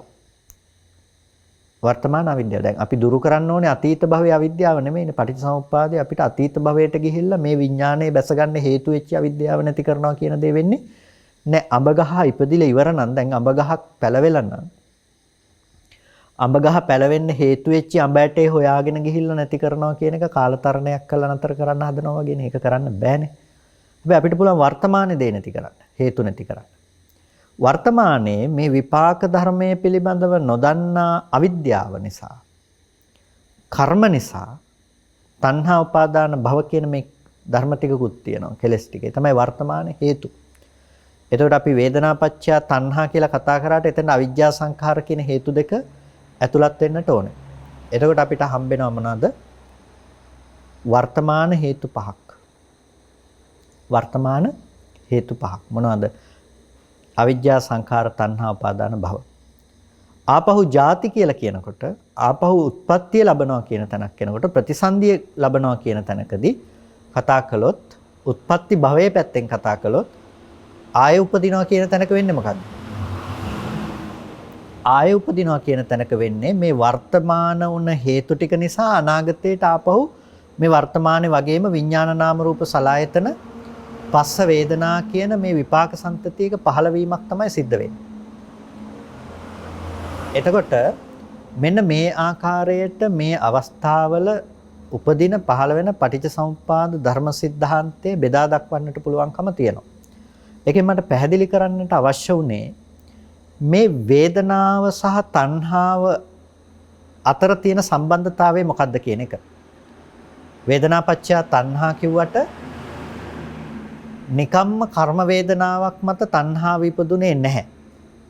වේදනාපච්චය තණ්හා කියලා කිව්වට නිකම්ම කර්ම වේදනාවක් මත තණ්හාව කියන දේ ඉපදුනේ නැහැ. වේදනාව කියන දේදී තණ්හාව උපදින්න හේතුනේ විපාක වේදනාවක් මත තණ්හාව උපදින්න හේතුනේ අර විපාක සන්තතිය පිළිබඳව නොදන්නා කම නිසායි ඒ තණ්හාව ඇති වෙන්න හේතුනේ. ඒ නිසා යම් වෙලාවක මේ විපාක වේදනාව කියලා කියන්නේ අර තණ්හාව පවතින්නට හේතු කරගත්ත භූමියක් බවට පත් කරන කම තිබුණා එතන. විපාක වේදනාව කියන දේ තණ්හාව හදන්න තණ්හාව උපදවන්න භූමිය බවට පත් කළා. ඒක පත් කළේ යථාර්ථය නොදන්නා අවිද්‍යාව නිසා. ඒ නිසා තමයි මේ මත කර්ම රැස් කරගත්තේ. කර්ම රැස් කරගන්න තැනක තමයි තණ්හාව ආසේවනය කරන්නට පුළුවන්කම තිබුණේ. එතකොට මෙතනදී අවිද්‍යාව ප්‍රධාන කෘත්‍යයක් සිද්ධ කළා තියෙනවා මේ වේදනාවට තණ්හා කරනවා කියන තැන. හැබැයි කොයි වෙලාවකවත් වේදනාව කියන දෙයට තණ්හා කරන්න පුළුවන් කමක් නැත්තේ නෑ. වේදනාව හේතු නිසා උපදින දෙයක් නේ. ස්පර්ශ ප්‍රත්‍යයෙන් උපදින දෙයක්. එතකොට ස්පර්ශ ප්‍රත්‍යයෙන් ඉපදුණු වේදනාව ස්පර්ශ නිරෝධයෙන් නැති වෙලා යනවා. ස්පර්ශ ප්‍රත්‍යයෙන් ඉපදුණු වේදනාව ස්පර්ශ නිරෝධයෙන් නැති වෙලා යනවා. ස්පර්ශය නැති වෙනකොට ඒ වේදනාව බිඳී යෑම තමයි එහි තියෙන ස්වභාවය. එතකොට ස්පර්ශය නිසා උපන් වේදනාව ස්පර්ශය නැති වෙනකොට නැති වෙලා යනවා නම් ඒ වේදනාව ගැන තණ්හා කරනවා කියන එක යෙදෙන්නේ නැහනේ. එහෙනම් තණ්හාව යෙදෙන්නේ මොකද්ද? අර නොදන්නාකම නිසා වේදනාව ඇසුරු කරන මනස, නොදන්නාකම නිසා වේදනාව ඇසුරු කරන යම් මනසක් තියෙනවා නම් ඒ නොදන්නාකම නිසා වේදනාව ඇසුරු කරන ඒ මනස තුලින් තමයි අපිට තණ්හාව කියන දෙයට පසුබිම හදලා දීලා තියෙන්නේ. ඒ කියන්නේ හැම වෙලාවකදීම මේ අවිද්‍යාවෙන් අපි හදාගන්න දේ පවත්වන්නට ඇතිවන හේතුවක් විතරයි විපාක වේදනාව කියන එක. අවිද්‍යාව කියන දේ මත උපදව ගන්න දේ. ඒක හරියට උදාහරණයක් කිව්වොත් එහෙම මේ ඒ කියන්නේ යථාර්ථය සහ යථාර්ථය මත අපි උපදවනු ලබන මායාව. යථාර්ථය සහ යථාර්ථය මත උපදවනු ලබන මායාව. උණුසුම් සහගත තැනක පොළවක අපිට පේන මිරිඟුව වගේ. පොළවේහි තියෙන උණුසුම නිසා වාතයේහි ඇතිවෙන උෂ්ණත්වය ඉහළට යනකොට ඒ රත්න වාතයේ ඉහළට යනකොට අපිට ඒ බඳු තැන් ඇහැට පේනකොට අපිට මිරිඟුවක් පේනවා. එතකොට අපිට මේ පෙනෙන සංසිද්ධිය ගත්තාම යථාර්ථය එකක්, අපිට පේන දේ තව එකක්. අපි ජීවත් වෙන්නේ හැම වෙලාවකදීම වතුර කියන සංඥාව ඇතුලේ, වතුර කියන තැන තමයි අපේ ජීවිතේ පැවැත්ම තියෙන්නේ. අපි ජීවත් වෙන්නේ ජීවිතේ පැවැත්ම සිද්ධ කරන්නේ ජලය කියන තැන, වතුර කියන තැන තමයි අපි වාසය කරන්නේ. එතකොට මේ වතුර කියන තැන ජීවත් වෙනකොට, වතුර කියන තැන අපේ වාසය කිරීම තියෙනකොට, එතන සම්පූර්ණම ජීවිතයේ තියෙනකොට ඒක අපිට කවදාවත් යථාර්ථය තුල පෙන්වන්න බෑ. ඔබේ දරුවා කියන කම ඔබ යථාර්ථය ඇතුලේ පෙන්වන්න ගියොත් දරුවා කියන ස්වභාවය, දරුවා කියන ලක්ෂණය ඔබට යථාර්ථය ඇතුලේ කවදාවත් පෙන්වන්න බෑ. ඒකනේ ඇත්ත. රූපෙද දරුවා කියලා බැලුවොත් ඔබට රූපය ඇතුලේ දරුවා පෙන්වන්නට බෑ. රූපය කියලා කියන්නේ ඇහැට පැමිණෙන වර්ණ සටහන් මාත්‍රයක්. ඒක ගෝචර කරගන්න හේතු වුණ චක්කු ප්‍රසාදයේද දරුවා කියලා බැලුවොත් නෑ, චක්කු ප්‍රසාදයේ දරුවත් නෙමෙයි. එතකොට ඔබ කවදාවත් දැන් රූපයේ දරුවා නෙමෙයි නම්, ඇහැට එන වර්ණ රූපයේ දරුවා නෙමෙයි නම්, කවදාවත් ඔබ දරුවව ඇහැට දැකලා තියනවද? කවදාවත් ඔබ දරුවව ඇහැට දැකලා තියනවද? ඇහැට දකින්නේ හැම මොහොතකම රූපයක්නේ. වර්ණ රූපයක්. වර්ණ රූපේ දරුවා නෙමෙයි. වර්ණ සටහන දරුවා නම් ඒක පේනව හැමෝටම ඒක දරුවා වෙන්නේ නැහැ. හැබැයි එහෙම පේන්නේ නැහනේ. එහෙනම් ඒක ඇහැට පේන රූපේ දරුවා නෙමෙයි. එහෙනම් අපිට පේනවා රූපේ දරුවා නෙමෙයි. එහෙනම් ඔබ දරුවා ඇහැට රූපේ පේනවා කියන තැනක කවදාවත් දරුවා හිටියේ නැහැ. මේ කතා කරන්නේ ලෝකේ යථා ස්වභාවය පිළිබඳව, පවත්නා ධර්මතාවය පිළිබඳව. එතකොට ලෝකේ ඇහැට පෙනෙන තැන ඔබට කවදාවත් ඇහැට දරුවව පෙනිලා නැහැ. ඇහැට රූපයක් පෙන්ලා තියෙනවා. රූපේ දරුවා නෙමෙයි. ඇහැට රූපයක් පතිත වෙච්ච තැනක ස්පර්ශ ප්‍රත්‍යයෙන් වේදනාවක් උපදිනවා. වේදනාව දරුවද? වේදනාව උපදින තැනක හඳුනා ගැනීමක් උපදිනවා. හඳුනා ගැනීම දරුවද? එතන චේතනාවක්, හිතන කමක් තියෙනවා. එතන ඒ චේතනාව කියන දේ අනිත් චෛතසික ධර්ම ටික දරුවද? එතන විඥානයක්, දැන ගැනීමක් තියෙනවා. දැන ගැනීම දරුවද? එකක්වත් දරුවා නෙමෙයි. දරුවා නොවන ධර්මතා ටිකක් ඇති තැනක අර ජලය නොවන දෙයක් අපිට ජලයේ විදිහට පේනවා වගේ දරුවා නොවන හුදු ධර්මසන්තතියක් අපිට දරුවා විදිහට පෙනිලා තියෙනවා. ඒක තමයි මායාව කියලා කියන්නේ. ඒක කවදාවත් සත්‍ය ලෙස विद्यमान වෙන දෙයක් නෙමෙයි. දැන් අපි තණ්හා කරන්නේ ඇත්තටම මොකටද? අපි ආදරය කරන්නේ දරුවට. අපි ආදරය කරන්නේ, අපි කැමති වෙන්නේ දරුවට. එතකොට දැන් දරුවා කියන මේ මායාව, දරුවා කියන මේ දේ, අපි අර ජලය වගේ කියන දේ කිව්වා නම් මේක विद्यमान වෙලා තියෙන්නේ, මේක පේන්නේ මොකක් මතද? මේක පේන්නේ අර ජලය නොවන ධර්මතා ටිකක් මත ජලය පේනවා වගේ දරුවා නොවන ධර්මතා ටිකක් මත ඉපදවපු මායාවක්නේ අපිට මේ දරුවා කියලා හම්බෙන තැන. එතකොට අපි ආදරය කරනවා, කැමති වෙනවා කියන මේ රාමුව, මේ සීමාව පවත්වලා තියෙන්නේ අර දරුවා කියලා ගත්ත රාමුව ඇතුලේ. ඒක තමයි අපේ සමස්ත රාමුව, ඒක තමයි අපේ සමස්ත සැකස්ම, ඒක තමයි අපේ සමස්ත පැවැත්ම අරගෙන ගිහිල්ලා තියෙන්නේ. පින්නතුනි ලෝකයා ජීවත් වෙන්නෙත් ඕක ඇතුලේ, ලෝකයා මැරෙන්නෙත් ඕක ඇතුලේමයි. පවත්නා ධර්මතාවය පිළිබඳව දන්නේ නැතුව තමන්ගේ මනස තුල නිර්මාණය කරගත්ත මායාව ඇතුළෙම ඉපදිලා මායාව ඇතුළෙම ජීවත් වෙලා මායාව ඇතුළෙම මිනිස්සු මැරෙනවා. ඕක ඇතුලේ තමයි ඉපදීම තියෙන්නේ. ඕක ඇතුලේ තමයි ලෙඩවීම තියෙන්නේ. ඕක ඇස්සේ තමයි මරණය තියෙන්නේ. ඕක ඇස්සේ තමයි මහලු බව තියෙන්නේ. එතකොට මේ ඉපදීම, ලෙඩවීම, මරණය, මහලු බව මේ ආදී සියල්ල විද්‍යමාන වන මෙතන පවත්නා යථාර්ථය සැබවින්ම මේ එකක්වත් පනවන්න පෙන්වන්න පුළුවන් තැනක් නෙමෙයි. යථාර්ථය වෙන්නේ ඔය මායාවට හාත්පස පිටින් තියෙන දෙයක්. නිවන් දකින්නවා කියලා කියන්නේ ඔය මායා සහිත ලෝකෙ මිදිලා ඔක බිඳගෙන ඒක එළියේ තියෙන යථාර්ථ ධර්මයේ ප්‍රතිවේධ කිරීම.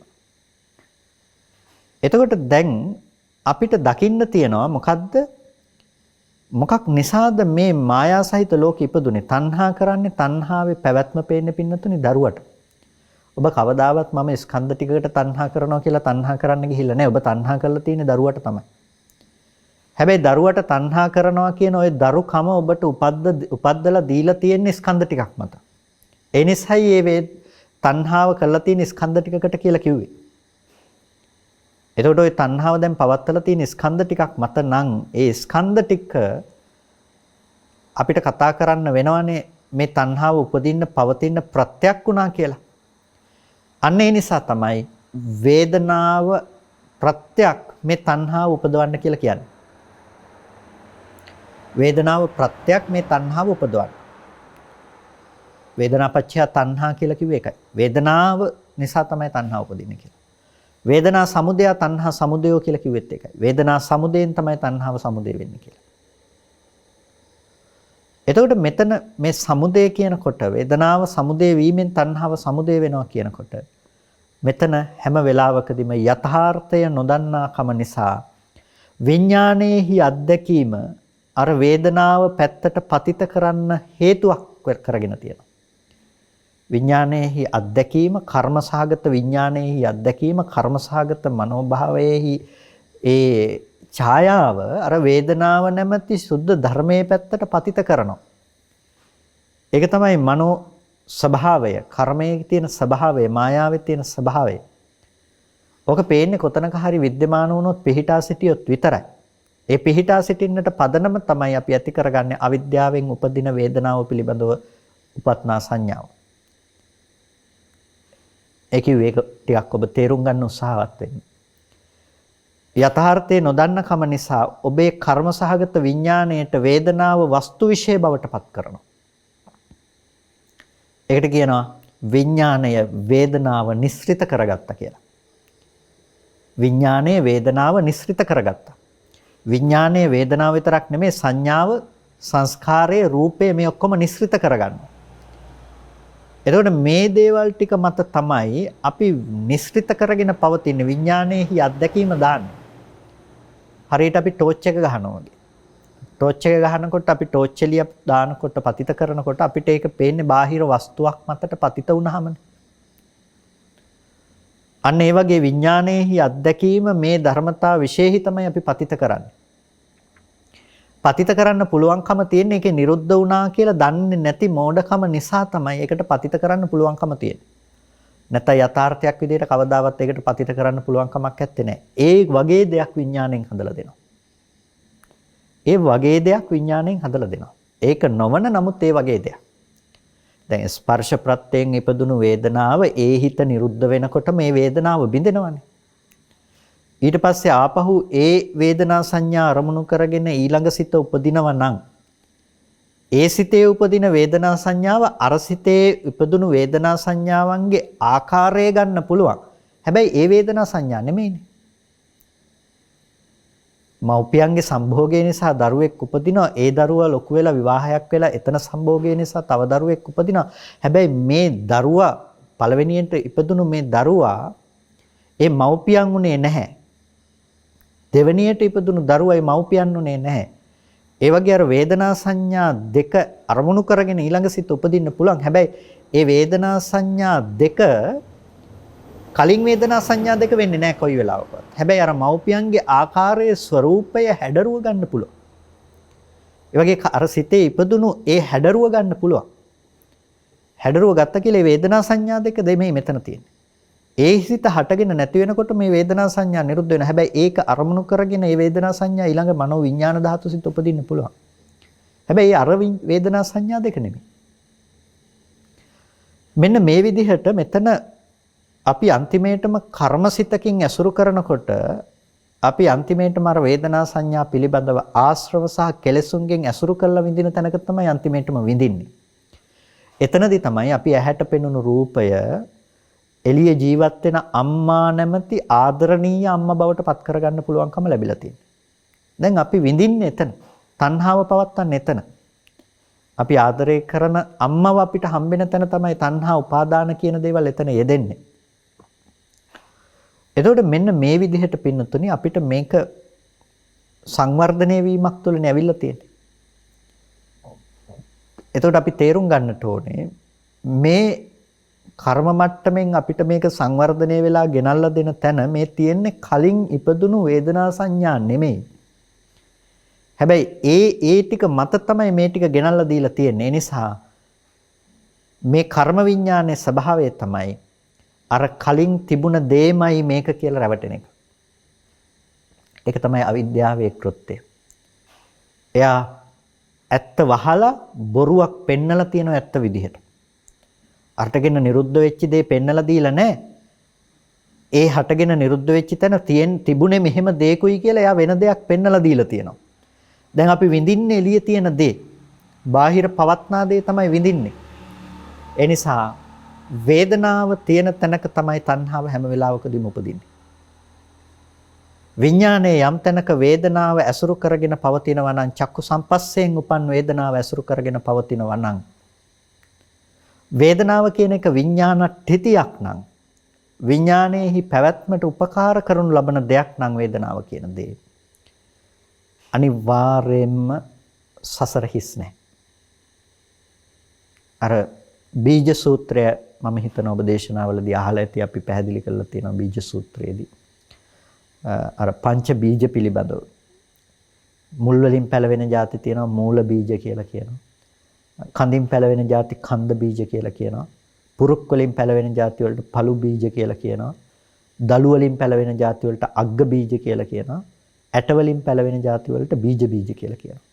මේවා සාරයෙන් යුක්ත නම් මේ බීජ කුණු වෙලා නැත්තම් අවුසුලකින් වේලිලා ගිහිල්ලා නැත්තම් බීජ සාරය මේකේ තියෙනවා නම් හොඳ පොලවක පිහිටියොත් සාරවත් පොලවක පිහිටියොත් වතුරත් වැටුනොත් මේක පැලවෙනවනේ. මේක නතර කරන්න බෑ. මේ පංච බීජ වගේ දකින්න කියලා බුදුරජාණන් වහන්සේ දේශනා කරනවා විඥාණය. මේ පංච බීජ වගේ දකින්න විඥාණය. පොළොව වගේ දකින්න කියනවා විඥානට්ඨිති. මොනවද? සතර විඥානට්ඨිති රූප වේදනා සංඥා සංඛාර. විඥාණය තියෙන්නේ රූපූපයව, වේදනූපයව, සංඥූපයව, සංඛාරූපයව. විඥානයේ පවතින එක රූපය ඇසුරු කරගෙන, වේදනාව ඇසුරු කරගෙන, සංඥාව ඇසුරු කරගෙන, සංස්කාරය ඇසුරු කරගෙන. එතකොට විඥානයේ පේන්නේ මේ දේවල් ඇසුරු කරනකොට තමයි. නැතිනම් විඥානය කියන්නේ හරියට අවර්ණකයක් වගේ. ඒකේ පාටක් නැහැ, පේන්නේ. ඒකට එකතු කරන වර්ණ සංයෝජකයක් වගේ තමයි. ඒක පේන විදිහට හදපු දෙයක් වගේ තමයි විඥානට්ඨිති කියලා කියන්නේ. ඒකට පතිත වෙනවා. හරියට අර පොළව වගේ. පොළවේ පිහිටනවා. පොළවේ පිහිටියොත් තමයි ඒකට වතුර වැටෙන්නේ. එතකොට පළවෙනි අවස්ථාව තමයි මේකේ පොළවේ පිහිටා සිටිනවා කියන එක. එතකොට දැන් මේ බීජ ටික මේ පොළවේ පැලවෙන්න සුදුසු පොළවේ පිහිටනවා වගේ විඥානයේ නැමැති බීජ ටිකට වස්තු විශේෂ බවට පත් වෙනවා. පිහිටා සිටින්නට උපකාරය හදලා දෙනවා. වේදනා සංඥා සංස්කාර කියන මේ ධර්මතා ටික. රූප වේදනා සංඥා සංකාර. එතකොට දැන් අපි මේකෙදි වේදනාව මුල් කරගෙන කතා කරන නිසා වේදනාව මේ විඥානයේ පැවැත්මට ස්ථිතියක් පැවැත්මට තැනක් බවට පත් වෙනවා.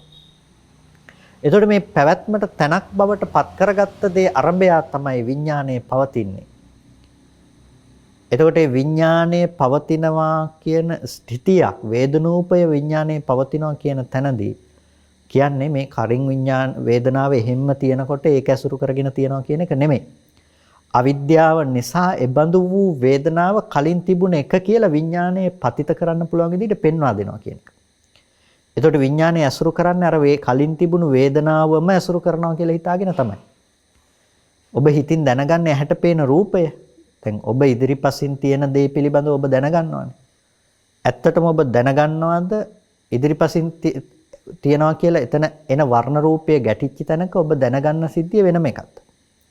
දැනගන්න සිද්ධිය වෙනම එකක් වුණත්, පේන එක වෙනම එකක් වුණත් අපිට මේ දෙකම එකක් විදිහට පේනවා. ඒ තමයි අවිද්‍යාවේ තියෙන මේකේ තියෙන සමීප කරවීම. මේ දෙකම එකක් කොට පෙන්වීම. එතකොට අන්න ඒ වගේ අපිට හැම වෙලාවකදීම වේදනාවේ කෘත්‍ය පෙන්වා දෙන්නේ මොකද්ද? මේ විඳීම මේ විඳීම බාහිර පවත්නා දෙයමයි කියලා. ඒ නිසා තමයි වේදනාව සමුදය වුණොත් තණ්හාව සමුදය වෙනවමයි.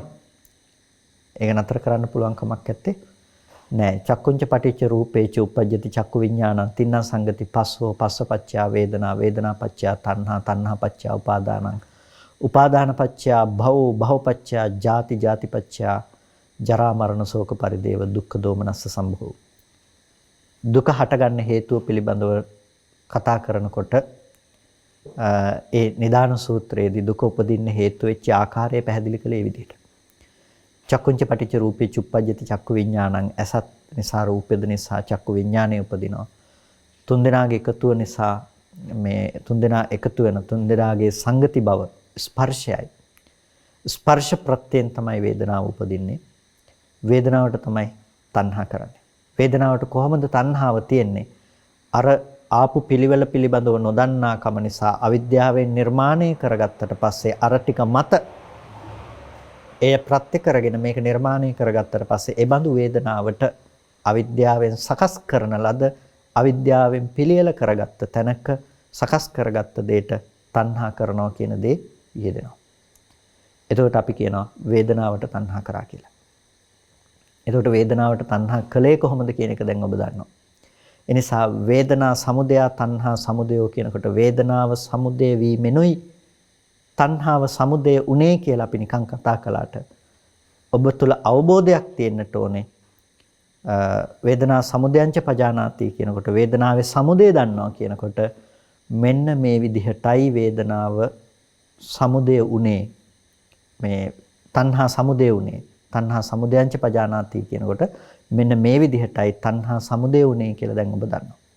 මෙබඳු තැනක මේ විදිහේ වේදනාවක් ඉපදුණු තැනක අවිද්‍යාවේ මෙන්න මේ කෘත්‍ය නිසා මේ ක්‍රියාපිළිවෙත නිසා මෙබඳු ආකාර වූ තණ්හාව ඉපදුනා කියලා නුවණක් තියෙනවා.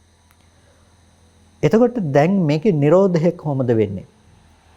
තණ්හා නිරෝධංච පජානාති කියලා කියන තෘෂ්ණාවගේ නිර්වශේෂ නිරෝධයක් තියෙනවා නම් ඒ නිර්වශේෂ නිරෝධය තමයි තණ්හාව කියලා කියන්නේ. එතකොට ඒක පැහැදිලි කරනවා තණ්හා නිරෝධංච පජානාති කියනකොට තණ්හා නිරෝධය කියලා කියන්නේ කොහොමද කියලා. එතකොට තණ්හා නිරෝධය කියනකොට වේදනා නිරෝධා තණ්හා නිරෝධෝ එහෙමනේ පැහැදිලි කරන්නේ වේදනා නිරෝධා තණ්හා නිරෝධෝ. වේදනාව නිරුද්ධ වුණොත් තමයි තණ්හාව නැති වෙන්නේ. වේදනාව නිරුද්ධ කළොත් තණ්හාව නිරුද්ධ වෙනවා. දැන් අපි කිව්වා විපාක වේදනාව තමයි මෙතනදී අභිප්‍රේත වෙන්නේ කතා කරන්න කියලා. විපාක වේදනාව උපදින්න නැති වුණොත් ඒ මට්ටම මොකද්ද?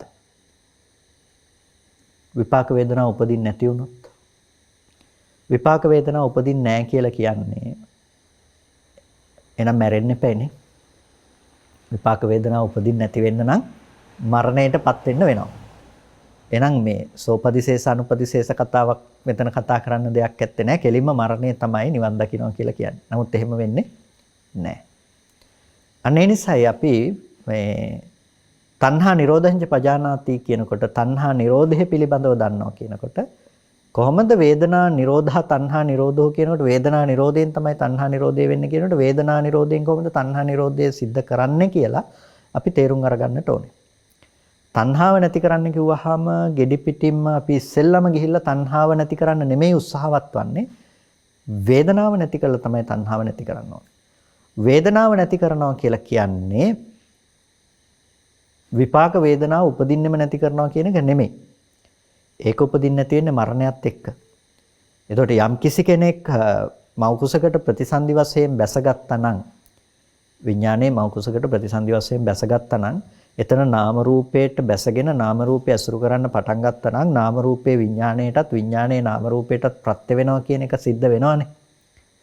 එතකොට ඉපදුණු මොහොතේ ඉඳලා මරණකම් ප්‍රතිසන්දියට ආපු මොහොතේ ඉඳලා මරණකම් මේ දේ සිද්ධ වෙනවා.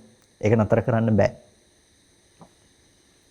එතකොට යම් උත්පත්තියෙන් ප්‍රතිසන්දි විඥානය එනකොට යම් ආයසයක් අරගෙන ආවනම් ආයසයක් අරගෙන එනවා කියලා කියන්නේ මේ විඥානයේ මේ නාම රූපය අසුරු කරගෙන මෙච්චර කාලයක් පවතින්න පුළුවන්. හරියට දුන්නකට ඊතලයක් දාලා පසුපසට වේගෙන් ඇදලා අතෑරියාම යම් තාක් දුරකට ඊතලයේ ගිහිල්ලා පතිත වෙනවද කියන එක තීරණය කරන්නේ අර දුනු දිය අදින ප්‍රමාණයට අනුවනේ. අන්න ඒ වගේ තමයි මේ සිතෙන් තීරණය කරනවා ප්‍රතිසන්දි ගන්න සිතෙන් මේ නාම රූපය අසුරු කරගෙන කොච්චර කාලයක් පවතිනවද කියලා. බාහිර ප්‍රත්‍යයෙන් කර්මයක් ඇවිල්ලා බලවත් කර්මයක් බලපෑමෙන් වෙන්නට පුළුවන්. නොයසේනම් ඍතු විපර්යාස ආදිය තුල වෙන්නට පුළුවන්. අපි හිතමු හදිසි යුද්ධයක් ආවා, සුනාමියක් ආවා කියලා හිතන්නකෝ. ඒකට මේ වගේ නොඑක් බාධක වලින් කරදරයක් වුනේ නැත්තම් ඒ විඥාණය නාම රූපය අසුරු කරගෙන අවුරුදු 50ක් 60ක් තියනවා කියලා එකක් සිද්ධ වෙනවා නම් ඒ කාලේ අසුරු කරගෙන තියනවම තමයි. ඊට පස්සේ තමයි නිරුද්ධ වෙන්නේ. කියන්නේ ප්‍රතිසන්දියෙන් ගෙන ආපු ආයුෂයක් තියෙනවා. ඒකෙන් කියන්නේ එක දිගටම විඥාණය තියනවා කියලා එහෙම නෙමෙයි මේක. මේ අර දුනුදියේ උපමාව කිව්වේ ඒක. එතකොට අන්න ඒ බඳු ගතියක් තියෙන නිසා ඒ දක්වා අපි නිවන් දැක්කත් මේක මේ විඥානය නිසා මේ නාම රූප උපදවනවා කියන එක නාම රූපයට ප්‍රත්‍ය වෙනවා කියන එක සිද්ධ වෙනවා. ඒ නිසා රහත් උනත් රහතන් වහන්සේටත් ඒ විපාක විඥානය නිසා භවංග චිත්තසංතතිය මේ නාම රූපය අසුරු කරගෙන පවතින කම නිසා මේ චක්කු ප්‍රසාදාදී ප්‍රසාද රූපය නැවත නැවත උපදවනවා කියන එක නතර වෙන්නේ නැහැ. ප්‍රසාද රූපයක් උපදිනකොට ඒකට බාහිර ආරම්මණය ඇවිල්ලා ගැටෙනවා කියන එක නතර වෙන්නෙත් නැහැ. ඒක ගැටෙන තැනකදී ඒක වස්තු කරගෙන සිතක් පහළ වෙලා ඒ සිතට විඳීම් හැඳිනීම් ඇති වෙනවා. ඒ බඳු ලක්ෂණයේ හිතේ යෙදෙනවා කියන එක නතර වෙන්නෙත් නැහැ. එහෙනම් ඇයි වේදනා නිරෝධා තණ්හා නිරෝධෝ කියලා කිව්වේ? වේදනා නිරෝධයෙන් තමයි තණ්හාව නිරුද්ධ වෙන්නේ කියලා කිව්වේ ඇයි එහෙනම්? පිනතුනි වේදනා නිරෝධයෙන් තමයි තණ්හා නිරෝධය වෙන්නේ කියලා වචනයක් මෙතනදී පාවිච්චි කළේ. වේදනා නිරෝධය සාක්ෂාත් කිරීම නිසා ඇතිවන දෙයක් නිසා. තණ්හාව කියන එක වේදනා නිරෝධය සාක්ෂාත් කිරීම නිසා පෙනෙන දෙයක්. ස්පර්ශ නිරෝධයෙන් වේදනාව නිරුද්ධයි කියලා යම් තැනක වේදනාවෙහි නිරෝධය පිළිබඳව අවබෝධ ඥානයක් තිබුණොත් එයාට වේදනාව නිරුද්ධයි. වේදනාව සමුදය වෙන්නේ නැහැ. වේදනාව උපදින්නේ නැහැ. වේදනාව පවතින්නේ නැහැ. වේදනාවෙහි නිරුද්ධ වීම දැනගත්ත දකින්න කෙනාට වේදනාව උපදින්නේ නැහැනේ. වේදනාවේ පැවැත්ම නැති වෙලානේ. කෙනෙක් මැරුණා, මැරෙනවා ඔබ දැක්කනම් මැරුණ බව දැක්කනම් මැරෙනවා කියන එක දැක්කනම් ආපහු එයා ජීවත් වෙනවා කියන එක ඔබට හැඟීමක් නැහැනේ, සංකල්පනාවක් නැහැ. ඒ වගේ තමයි වේදනාවේ නිරෝධය. ඔබ සක්සුදක්සේ දැනගත්තා නම් ඔබට හිතෙන්නේ ඒක පවතිනවා කියලා. එතකොට වේදනාවේ පැවැත්මක් නැත්තම් වේදනාවේ නිරෝධය නම් ඔබට පේන්නේ කොහොමද දැන් කර්ම විඥානයේ වේදනාව ඇසුරු කරගෙන උපදින්නේ?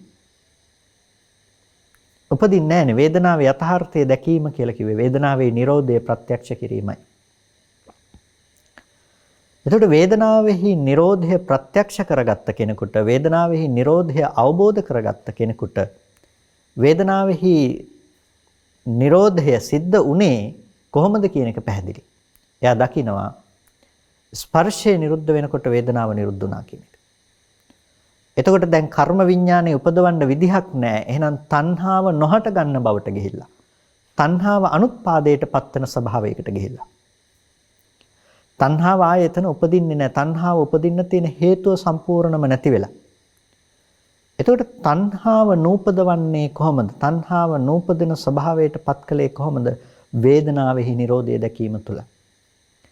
එතකොට යා වේදනාව නිරුද්ධ කරනවා පින්නතුනේ ආකාර දෙකකට. හොඳට මතක තියාගන්නට පැහැදිලිව මතක තියාගන්නට ඕනේ. පැහැදිලි කරගන්නට අවශ්‍ය දෙයක්. වේදනාවේ නිරෝධය දකින්න ආකාර දෙකකට. එකක් තමයි වේදනාව මත අවිද්‍යා සංස්කාර උපදවලා අලුත් කර්ම උපදවන්නේ නැති නිසා වේදනාවේ නිරෝධය සාක්ෂාත් කිරීම නිසා අනාගතයට උපදින වේදනාව අනුත්පාද ස්වභාවයටපත් කිරීම. අනාගතයට උපදින කියලා කියන්නේ විඥානයේ නැවතම උකුසකට ප්‍රතිසන්දි වශයෙන් බැසගෙන ආයතන ස්පර්ශ ප්‍රත්‍යයෙන් වේදනාව උපදවනවා කියලා අනාගතයට ආපහු මේ හේතු ටිකක් සකස් කරලා ඵල උපදවන්නේ නැහැ. අනාගතයට උපදින්නා වූ ඵල නිෂ්පත්තිය සම්පූර්ණම නතර කරලා තියෙනවා. ආයේ බීජමය හැකියාවක් නැහැ මේකට තව ඉදිරියට තව අනාගතයට උපදවනවා කියන දේ කරන්නට. පච්චුප්පන්න වූ යම් වේදනාවක් තියෙනවා නම් එයා ඒ තන නුවණින් දකිනවා ස්පර්ශ ප්‍රත්‍යයෙන් උපන්නා වූ වේදනාව ස්පර්ශ නිරෝධයෙන් නිරුද්ධයි කියලා. ස්පර්ශ ප්‍රත්‍යයෙන් උපන්නා වූ වේදනාව ස්පර්ශ නිරෝධයෙන් නිරුද්ධයි කියලා දකිනකොට එයා ඒ අවබෝධ කරන්නේ මේ මොහොත වන විටත් ලෝකයේ තුල विद्यमान වන සත්‍ය වූ භූත වූ යථාර්ථ ධර්මය. යථාර්ථ ස්වභාවය. අන්නේ යථාර්ථ ස්වභාවය विद्यमान වන ස්වභාවය ඔහු අවබෝධ කරගත්ත නිසා තමයි එය ඇසුරු කරගෙන තණ්හාව නැවත නැවත උපදවන්නේ නැත්තේ. ඒ ඇසුරු කරගෙන තණ්හාව නැවත නැවත උපදවන්නේ නැත්තේ. තණ්හාව අනුත්පාදයට යනවා දැන්. ඇයි? එයාට එතන විද්‍යාව තියෙනවා. එයා වේදනාවෙහි හට ගැනීම වැයවීම දකින්න කෙනෙක්. වේදනාවෙහි Nirodhe දැක්කනම් එයාට වේදනාව සමුදය වෙන්නේ නැහැ. වේදනාව ඇති බවට හම්බ වෙන්නේ නැහැ. එයාට දැන් කර්මය උපදවන්න අවිද්‍යාව නැහැ. එයාට විද්‍යාව තියෙනවා. අවිද්‍යාව නිර්වශේෂව නිරුද්ධ කරපු නිසා වර්තමානයේ කර්මය උපදින්නේ. කර්මය නැති කරපු නිසා තමයි එයාට තණ්හා උපාදාන භව කියන වර්තමාන හේතු ටික උපදින්නේ නැත්තේ. හේතු ටික උපදින්නේ නැති නිසා තමයි එයාට අනාගතයේ උපදින විඥාන නාම රූප සලආයතන පස්ස වේදනා කියන ටික අනුත්පාද සංඛ්‍යාත භාවයට ගියේ. එයා වර්තමාන පච්චුප්පන්න ජීවිතයේ කියන තැන හටගෙන ඒ ධර්මය ඉතුරු නැතුව නිරුද්ධ වෙන බවක් දකිනවා. ඒ නිසා අවිද්‍යා සංස්කාර නිරුද්ධ කරලා එයාට අනාගතයට උපදවනවා කියන ටිකත් නැති කරලා. නිසා වේදනාවෙහි වේදනා නිරෝධා වේදනාවෙහි නිරෝධයෙන් තණ්හා නිරෝධෝ කියලා කතා කරනවා නම් තෘෂ්ණාවගේ නිරෝධයයි කියලා තණ්හා නිරෝධය පිළිබඳව එයා දන්නේ විදිහට. තෘෂ්ණාව නැති කලේ කොහොමද? තණ්හාව යටපත් කළා නෙමෙයි. තණ්හාව උපදින්න හේතුවක් තිබුණා නම් අවිද්‍යා සංඛ්‍යාත ඒට විද්‍යාව උත්පාදනය කරලා වේදනාව සමුදය වීම නතර කරලා වේදනාවෙහි Nirodhe පෙන්වා දීලා එයා එතන උපදෝගත්ත විද්‍යාව නිසා සංස්කාරය නූපදින බවට පත් කළා තණ්හාව නූපදින බවට පත් කිරීමකුයි සිද්ධ කළේ. එතකොට දැන් අපිට තියෙනවා තණ්හා නිරෝධගාමිනී ප්‍රතිපදාව එහෙනම් මොකද්ද?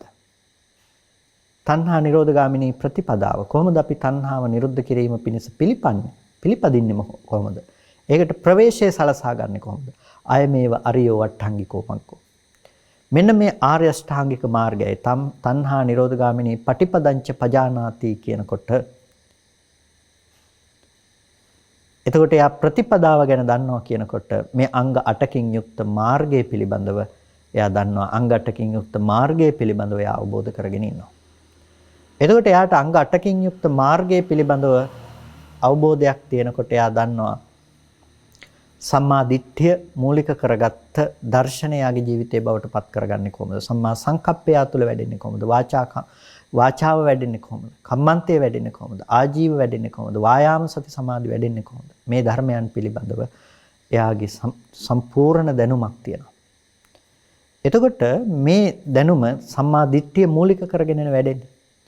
දිට්ඨිය කියනකොට එයා දැන් දර්ශනය පිරිසුදු කරනවා. කොහොමද දර්ශනය පිරිසුදු කරන්නේ? එයාට තියෙනවා අනිච්චානුපස්සනා, දුක්ඛානුපස්සනා, අනාත්තානුපස්සනා. අනිත්‍ය අනුව අනුපස්සනාවක් කරනවා, පුන පුනා බලනවා. ඒක තමයි විපස්සනාව කියලා කියන්නේ. අනිත්‍ය අනුව පුන පුනා බලනවා. කොහොමද අනිත්‍ය අනුව පුන පුනා බලන්නේ? ඉති වේදනාය සමුදයෝ ඉති වේදනාය අත්ංගෝ.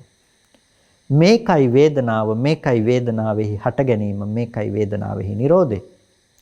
ඉස්සෙල්ලම වේදනාව වෙන් කරගන්නවා, මේ වේදනාවේ හට ගැනීම කියන දේ දන්නවා, මේ වේදනාවෙහි නිරෝධය දන්නවා. වේදනාව දැනගන්නකොට එයාට අපි කාම භූමිය අසුරු කරන අය විදිහට එයාට රූපේ දැනගන්නත් වෙනවා.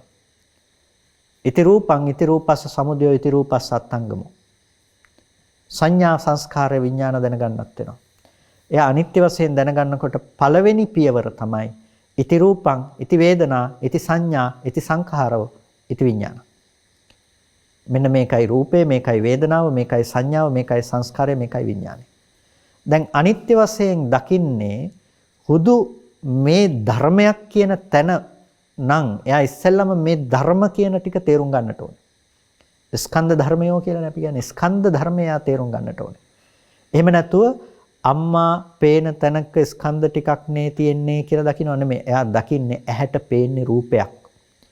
අපි අර දරුවා කියන තැන ව්‍යවස්ථාපනයක් කළානේ කලින්. දරුවා කියන්නේ ඇහැට පේන රූපෙද ඇහැද කියලා. අන්න ඒ වගේ එයා දකින්න රූපය කියලා කියන්නේ ඇහැට පෙනෙනා වූ යම් දෙයක් තියෙනවා නම්, කනට ඇහෙන ශබ්දයක් තියෙනවා නම්. මේ කියන්නේ ගස් ගල් ගෙවල් දොරවල් ගැන නෙමෙයි. මේ කියන්නේ වර්ණ රූපය, මේ කියන්නේ ශබ්ද රූපය. මේ කියන්නේ චක්කුව, මේ කියන්නේ සෝතය. මේ විදිහට එයා දකිනවා මෙන්න මේකයි රූපය. ස්පර්ශ ප්‍රත්‍යයෙන් උපන් යන වේදනාවක් තියෙනවා නම් මේ තමයි වේදනාව. විඳීම. ඒක අම්මව විඳිනවා, අම්මව දැනෙනවා, දරුවව දැනෙනවා, තාත්තව දැනෙනවා. මේක නෙමෙයි විඳීම. විඳීම කියලා කියන්නේ මොකද්ද? ස්පර්ශ ප්‍රත්‍යයෙන් උපන් වේදනාව. එයා ඉස්සෙල්ලා දැනගන්නේ රූපය. ඉස්සෙල්ලා එයා ව්‍යවස්ථාපනය කරන වේදනාව. දැන් අනිත්‍යයි කියලා කියන්නේ පටන් ගත්ත තැන ඉඳලම මේක නැති වෙනවා නැති වෙනවා නැති වෙනවා මේක අනිත්‍යයි මේක අනිත්‍යයි කියලා හිත ඉන්න එක නෙමෙයි. එයා ව්‍යවස්ථාපනයක් කරනවා. එයා පුනපුනා බලනවා. ඉති රූපං මේකයි රූපය. ඉති වේදනා මේකයි වේදනාව. ඉති සංඥා මේකයි සංඥාව. ඉති සංඛාරෝ මේකයි සංස්කාරය. ඉති විඥානං මේකයි විඥානය. මේක එයා පුනපුනා බලනවා එක දිහා. එතකොට එයාට දැන් පේනවා රූපය කියන්නේ මොකද්ද කියලා. එයා රූපේ පිළිබඳව සංජානනය කරනවා. රූපේ පිළිබඳව එයා මෙනෙහි කරනවා. රූපේ පිළිබඳව දැනගන්නවා.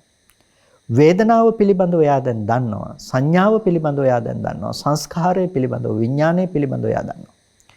අන්න දැන් ඊට පස්සේ ඒ ටික දැනගත්තට පස්සේ ඒක ඉපදුනේ කොහොමද එහෙනම්? ඉති රූපස්ස සමුදය මෙහෙමයි රූපය හටගත්තේ. එයා දකිනවා දැන් අවිද්‍යා, කර්ම, තණ්හා, ආහාර කියන හේතු ටික නිසා රූපය ඉපදුනා. අවිද්‍යා, කර්ම, තණ්හා, ආහාර කියනකොට අවිද්‍යා, කර්ම, තණ්හා අතීත හේතු ටික විඥානයක් මෞකුසකට ප්‍රතිසන්දි වශයෙන් බැස ගන්න හේතු වෙච්ච ටික. ආහාරය කියලා කියන්නේ වර්තමාන උපස්තම්භක දේ.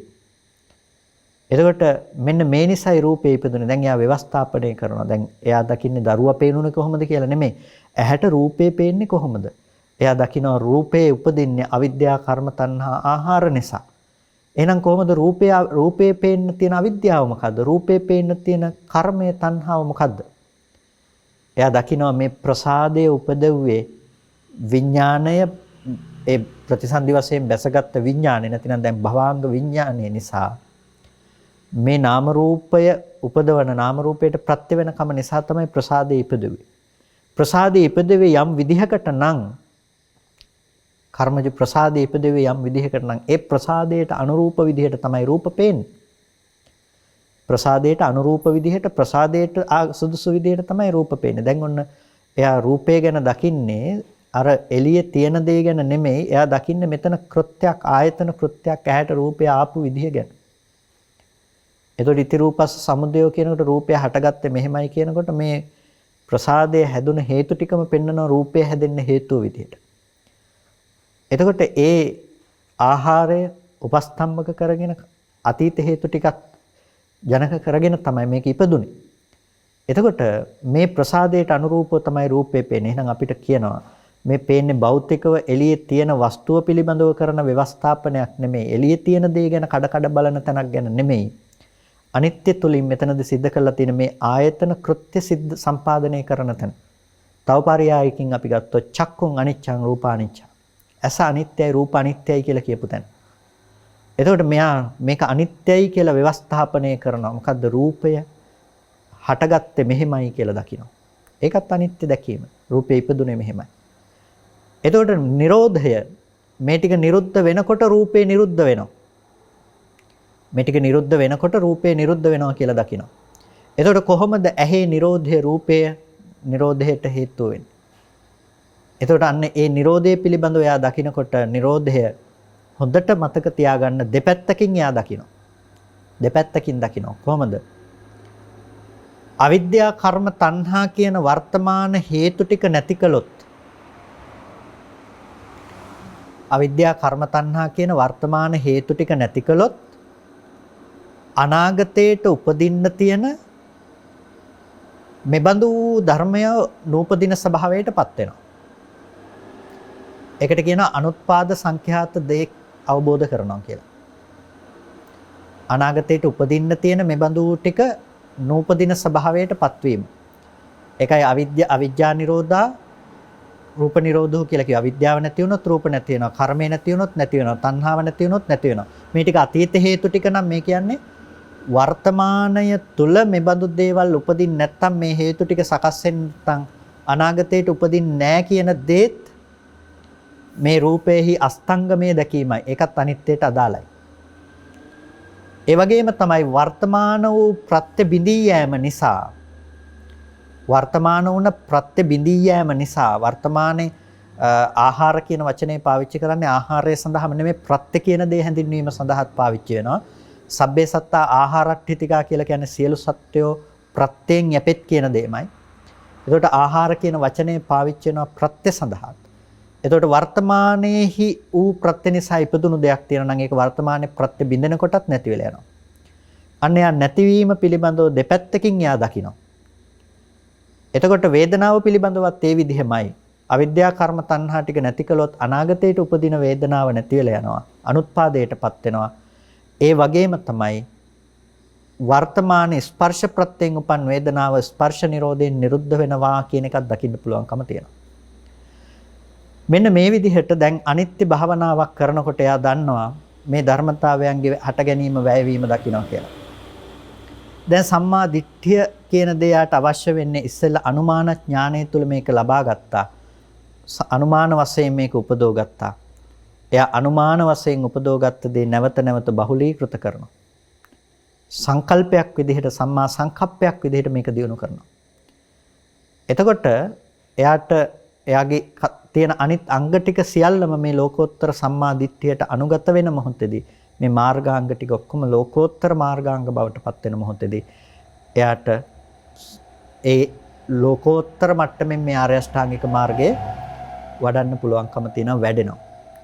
එනිසා අද මේ මට්ටමේ ඉඳලා ඔබට අනිත්‍ය දැකීම, දුක අනුව දැකීම, අනාත්මය අනුව දැකීම කියන තැන ඉඳලා ප්‍රායෝගිකව මේක පුරුදු කරන්නට පුළුවන්කම තියෙනවා. මේ තමයි අපි පුරුදු කරන මූලිකම ප්‍රතිපදාව බවට පත් වෙන්නේ. මොන ප්‍රතිපදාවද? තණ්හා නිරෝධ ගාමිනී ප්‍රතිපදාව කියන එක. එනිසා ඔබ උත්සාහවත් වන්නට ඕනේ මේ තණ්හා නිරෝධ ගාමිනී ප්‍රතිපදාව කොහොමද තමා තුළ උපදවා ගන්නේ කියන මේ දේ දකින්නට. එනිසා අප්‍රමාදීව මේ තණ්හාවගේ නිරෝධය සාක්ෂාත් කිරීම සඳහා උත්සාහවත් වන්නට කියලා ඔබ සියලු දෙනාටම සිහිපත් කරනවා. ප්‍රශ්න ගැටලු තියෙනවා නම් මේ වෙලාවේ අපිට පුළුවන් ප්‍රශ්න ගැටලු පිළිබඳව සාකච්ඡා කරන්නට. බොහොම පිං ස්වාමීන් වහන්සේ ඒ දීපු ධර්මයක මට තේරිච්ච විදිහට අපි සාමාන්‍ය ක්‍රියා කරන කැමරාවක් දිහා බැලුවොත් එහෙම ඉස්සරහා මල තියෙනවා තිරේ පතිත වෙලා වෙන ක්‍රියාවලිය තියා අපි ක්‍රියාවලිය දිහා බැලුවොත් ඒකට අර තියෙන මලේ රතු පාට රෝස පාට අතන පතිත එක මතක් වෙන්නේ ක්‍රියාවලියේ හිත තියෙන්නේ. එතකොට අනුත්පාදයට යනවා. මොකද ඒක සිතේ තැම්පත් වෙන්නේ නැහැ ඒ රූපය. ඒක ඇවිල්ලා තිබිලා නැතිලා යන කියන ක්‍රියාවලිය දකින්නවා.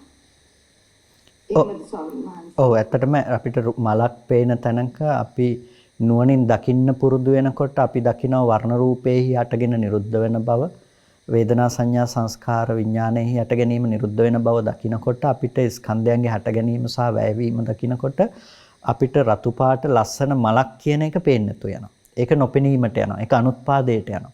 දැන් ඒක පණවන්න බෑ අර ධර්මතා ටික මත. ඒක තමයි කතාව. එතකොට ඒක අනුත්පාදයට යන හන්දා අපි ආයමත් භවයක් හදන්න ඉදිරියට ඉතුරු කරන්නේ නැහැ. අපිට ඔව් එතකොට සිද්ධ වෙන්නේ අපිට දැන් තණ්හා කරන්න මලක් නැහැ. එහෙනම් තණ්හාව පතිත කළා දැඩිව අල්ලගන්න උපාදානයේ යෙදෙන්නේ නැහැ. උපාදානයේ යෙදෙන්නේ නැති වෙනකොට කර්ම භවයක් නැහැ. එහෙනම් උත්පත්ති භවයක් නැහැ. ජාතිය නැති වෙනවා. හිත එතන තියාගන්න තමයි අවශ්‍යතාවය. ඉතින් අපි ඒක බොහොම මේ අපේ ක්‍රියාකාරීත්වය දිහා බොහොම තැම්පත් වෙලා ඒ දිහා බලාගෙන යන්න ඒ තැනට හිතට ගෙන පුරුදු කරගන්න එක තමයි අපි භාවනාව කියලා කරන්නේ. පැහැදිලිවම අපි එතෙන්ට හිත ගන්න කරන දේ තමයි භාවනාව කියලා කියන්නේ. එතෙන්ටපත් වෙන්න චිත්ත ඒකාග්‍රතාවය අවශ්‍යයි. දැඩි චිත්ත ඒකාග්‍රතාවයක් නැතුව කරන්න බෑ. ඒ නිසා අපි සිත එකඟ කරගන්න බලනවා. උත්සන්න කෙලෙස් යටපත් කළා. ඒ තමයි සමතේ තුලින් අපි කරන්නේ ඒක. ඊට පස්සේ යථාර්ථයේ දැකීම පිණිස විපස්සනාව පාවිච්චි කරනවා. එතකොට සමතයට අපිට උපකාරක වෙන දේ තමයි සීලය කියන දේ. ඒ නිසා කය වචන දෙක සංවර කරගන්නවා. සංවර කරගෙන මානසික සංවරය සඳහා අපි උත්සාහවත් වෙනවා. ඒ තමයි අපි හිත වඩනවා, සමතේ වඩනවා කියලා කියන්නේ.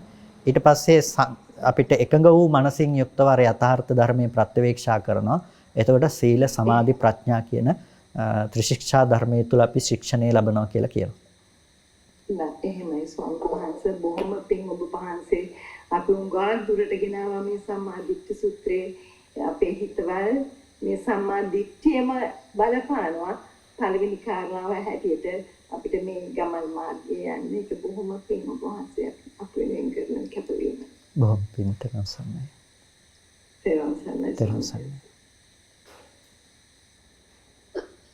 දැන් මෙතන ස්වාමීන් වහන්සේ මේ ස්කන්ධ පහෙන් එකක් ඒ කියන්නේ අපි රූපය විතරක් දැක්කොත් මේක හරියද නැත්නම් මේ ඔක්කොම කරන්න ඕනේද වේදනාව විතරක් ඒ විදිහට දැක්කොත්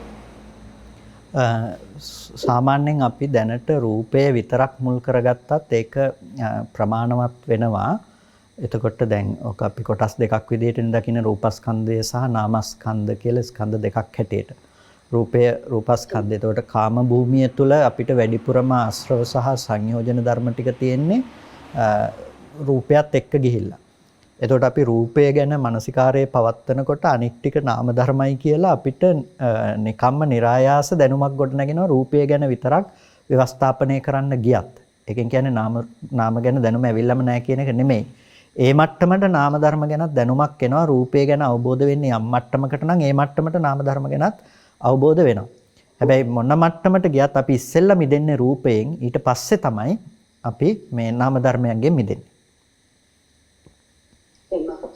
ඒ කියන්නේ දැන් අපි ආනාපාන සති වගේ භාවනාවක් කරනකොට හිත සියොම් වෙනකොට අපිට රූපය අතෑරෙන තැනක් වගේ වෙනවනේ. එතකොට අපි සංඥාවට වගේනේ රූපය එක්ක වේදනාව දැන ඊළඟට සංඥාවේ වගේනේ නවතින්නේ වගේ. ඔව් එතකොට දැන් ආනාපාන සතිය වගේ භාවනාවක් කරනකොට අපිට ඒක අර සංඥාව වගේ තැනක නතර වෙනවා කියලා කියන්නේ ඇත්තටම සංඥාව වගේ තැනක නතර වීම නෙමෙයි. රූපය කියන දේ බාහිර රූප නිමිති වලින් හිත අයින් වෙලා ආශ්වාස ප්‍රශ්වාසයේ නැමැති සංඥාවට සිත ඒකාග්‍රගත වීම තුළ අපේ සිතේ ඇතිවෙන දැඩි ඒකාග්‍රගත භාවය තමයි එතනදී අපිට ඒ විදිහට දැනෙන්නේ. හැබැයි ආශ්වාස ප්‍රශ්වාසයේ පිළිබඳව තිබෙන සංඥාවම රූපයේ පිළිබඳව පවතින සංඥාවක්. ආනාපාන සතිය තුළ අපි උපදවන්නේ රූප නිමිතිනේ. ඒ කියන්නේ රූපාවචර ධානයනේ අපි උපදවන්නේ. එතකොට අපිට ඒද රූපයක් ඇසුරු කරගෙන පවත්නා තැනක් තමයි. ඒ නිසා අපිට අර විපස්සනාවේදී අර නානා සංඥාවන්ගෙන් මිදිලා අපිට අද ඒකත් එක්ක අපිට බලන්න රණ්ඩු වෙන්න දෙයක් නැහැ. හැබැයි අර ආනාපාන සංඥාව උපදවන තැන පේන රූප නිමිත්තක් තියෙනවා. ඒකෙන් මිදෙන්න අපිට ඒද ව්‍යවස්ථාපනය කරන්නට අවශ්‍යයි විපස්සනාව පැත්තෙන්.